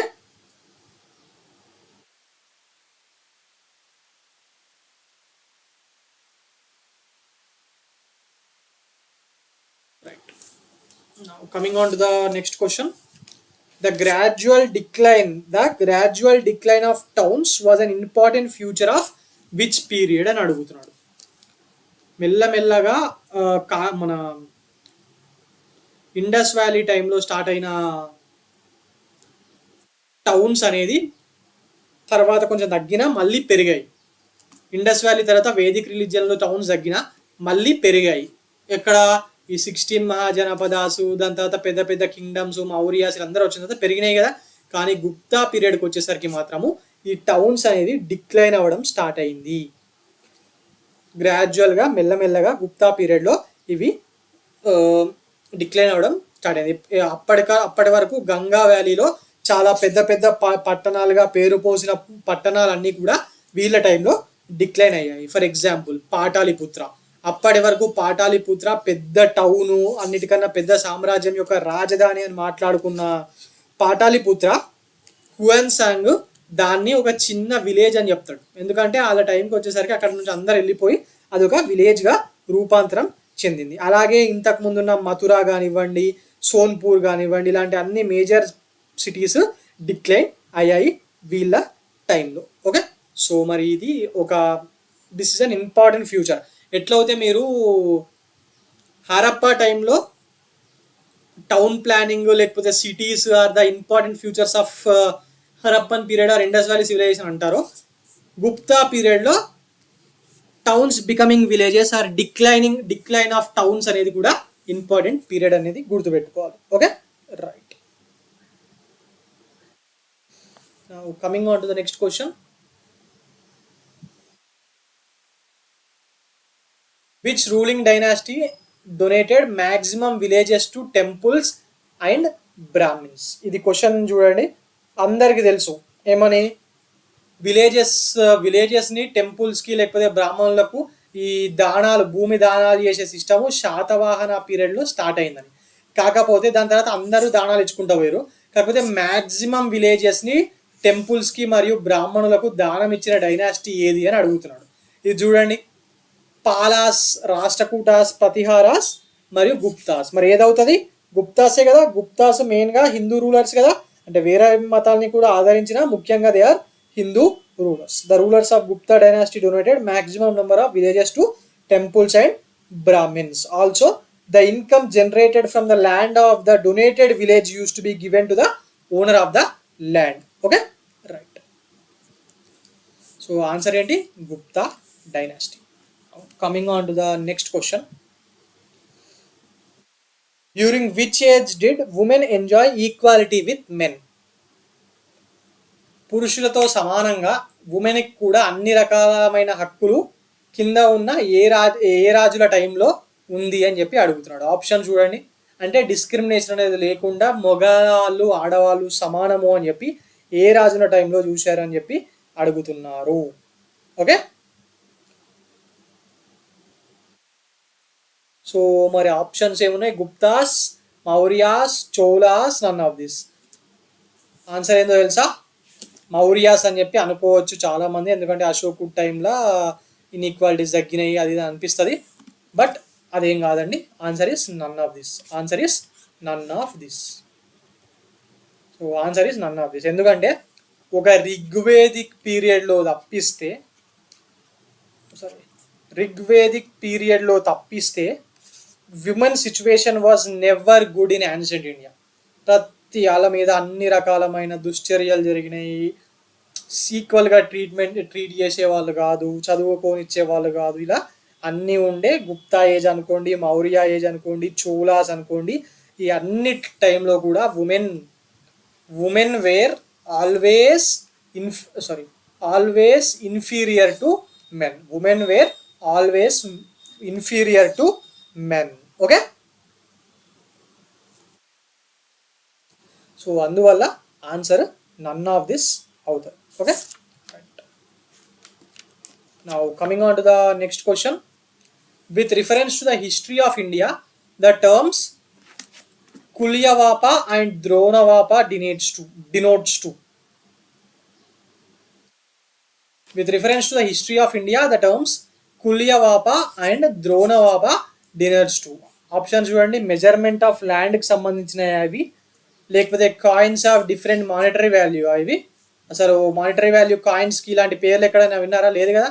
క్లాసిఫికేషన్ ఆఫ్ అర్బన్ ల్యాండా? కాదు. రిలీజియస్ రిచువల్సా? కాదు. మరి ఏంది? Measurement of land. Measurement of land. బేసిక్గా ఇవి గుప్తా పీరియడ్లో ల్యాండ్ మెజర్మెంట్స్ని కుల్యవాప అండ్ ద్రోణవాప అని చెప్పి పిలిచే వాళ్ళు. Okay, right. ఇది యూపీఎస్సి 2020లో అడిగిన క్వశ్చన్ గైస్. యూపీఎస్సి 2020 ప్రిలిమ్స్లో అడిగిన క్వశ్చన్. అలాగే ఏపీపీఎస్సిలో కూడా 2011 గ్రూప్ 2లో అడిగారు. Okay, right. Coming on to the next question. In ancient India the irrigation tax was called. Ancient India ముఖ్యంగా గుప్తుల కాలంలో ఇరిగేషన్ ట్యాక్స్ని ఏమని పిలిచేవాళ్ళు అని చెప్పి అడుగుతున్నాడు. సో ఏమని పిలిచేవాళ్ళు యాన్షియంట్ ఇండియాలో? ఈ నాలుగుట్లో ఏది ఇరిగేషన్ ట్యాక్స్ అని చెప్పి మీరు చెప్పగలుగుతారు, రిలేట్ చేయగలుగుతారు? ఒకసారి ఆలోచించండి. హిరణ్య, ఉదరంగ, ఉపారిక గురించి ఇందాక మనం ఆల్రెడీ ఫస్ట్ క్లాస్లో మాట్లాడుకున్నాం అనుకుంటా. ఇవి మూడు కాదు. ఆన్సర్ ఏంటంటే బీదక భాగం. బిదక్ భాగం. Okay, so option is this. బిదక్ భాగం ఆర్ ఉదక్ భాగం అని చెప్పి అంటారు ఇరిగేషన్ ట్యాక్స్ని. మరి హిరణ్య అని చెప్పి దేన్ని అంటారు? ఇది మౌరియన్ పీరియడ్లో ఉన్న ఒక ట్యాక్స్ సిస్టమ్. ఇది వన్ ఆఫ్ ద ట్యాక్స్. మరి ఉదరంగా అంటే this was a land tax.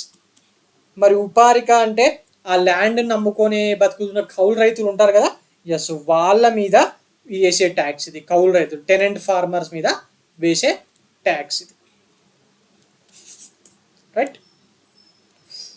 So ఇది కూడా యూపీఎస్సిలో అడిగారు, 2008లో అడిగారు. అలాగే టీఎస్పిఎస్సి ఏడబ్ల్యూ ఎగ్జామ్లో అడగడం జరిగింది. Okay, right.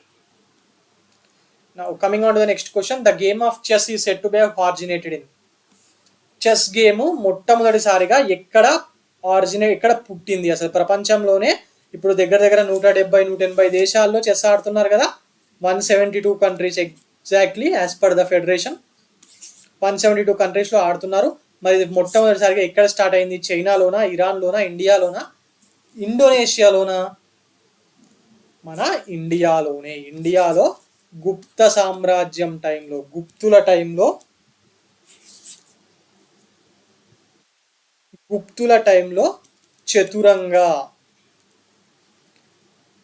చతురంగ అన్న పేరు మీద దీన్ని స్టార్ట్ చేయడం జరిగింది. దాని తర్వాత ఇది ఇండియా నుంచి ఇరాన్కి వెళ్ళింది, మరి అక్కడి నుంచి యూరప్కి వెళ్ళడం జరిగింది. ఈ మధ్య మరి మన తెలంగాణ నుంచి అర్జున్ ఇరగేసి ఫ్రమ్ వరంగల్ అబ్బాయి కదా, ఎస్, ఈయన ఇప్పుడు ఇండియాలోనే top player. He is India's number 1 Arjun Erigaisi. మరి అలాగే వరల్డ్ ర్యాంకింగ్స్లో 4th ప్లేస్లో ఉన్నాడు. ఫస్ట్ ప్లేస్లో యాజ్ యూజువల్ కార్ల్సన్ ఉన్నాడు. మరి అర్జున్ ఇరగేసి మాత్రము 4th ప్లేస్లో ఉండడం జరిగింది. మీకు ఇది ఎందుకు రిలేట్ చేసి చెప్పారంటే, రేపు పొద్దున చెస్ మీద క్వశ్చన్ అడిగినప్పుడు రెండుని కలపచ్చు, కరెంట్ అఫైర్స్ హిస్టరీని కలిపి అడగచ్చు. Which among the following statements related to chess is right? కింది వాటిలో చెస్కి సంబంధించి ఏవి correct? First statement, chess game has been originated in India.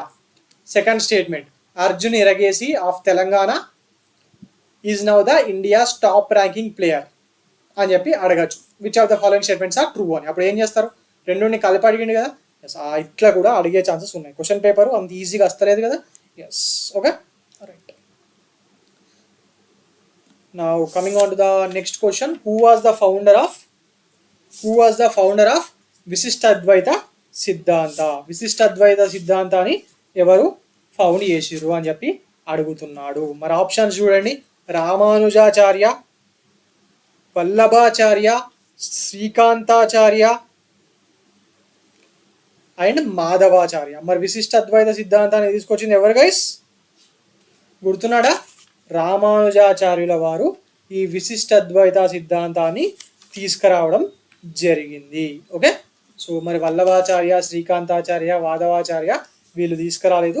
ఇందులో మాధవాచార్య మరియు శంకరాచార్య, రామానుజాచార్య ఈ వేదాంత ఫిలాసఫీని ప్రొపగేట్ చేశారు అని చెప్పి మనం ఆల్రెడీ మాట్లాడుకున్నాం.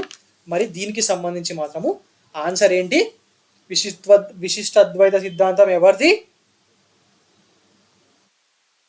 Ramanujacharya. Okay,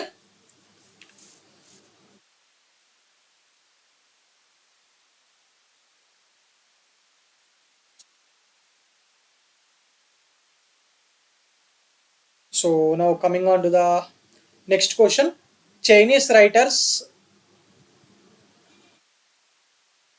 Chinese writers India by the name of. Okay, China writers ఇండియాని ఏ పేరు మీద పిలిచేవాళ్ళు, వాళ్ళ పుస్తకాల్లో ఏ పేరు పెట్టి పిలిచేవాళ్ళు అని చెప్పి అడుగుతున్నారు. China's writers mention India. ఇక్కడ మెన్షన్ అని చెప్పి రాయడం మిస్ అయ్యారు.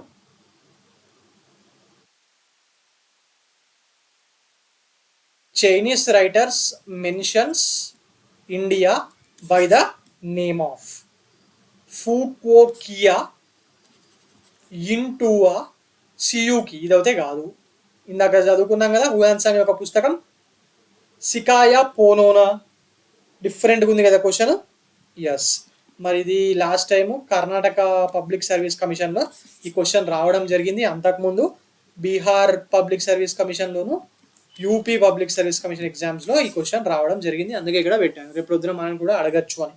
సో మరి Chinese writers in ancient days, Chinese writers use to mention India by the name of Yintu or కొందరు ఇంటూ అని మెన్షన్ చేస్తే కొందరేమో తియాన్ టూ అని చెప్పి మెన్షన్ చేసేవాళ్ళు. సింపుల్ అండి, వాళ్ళ లాంగ్వేజ్లో ఇది ఏంటంటే హిందూ ఆర్ సింధు అనే పదాలకు ఇది చైనీస్ పేరు, Yintu or Tianzhu. Okay, right. So next question.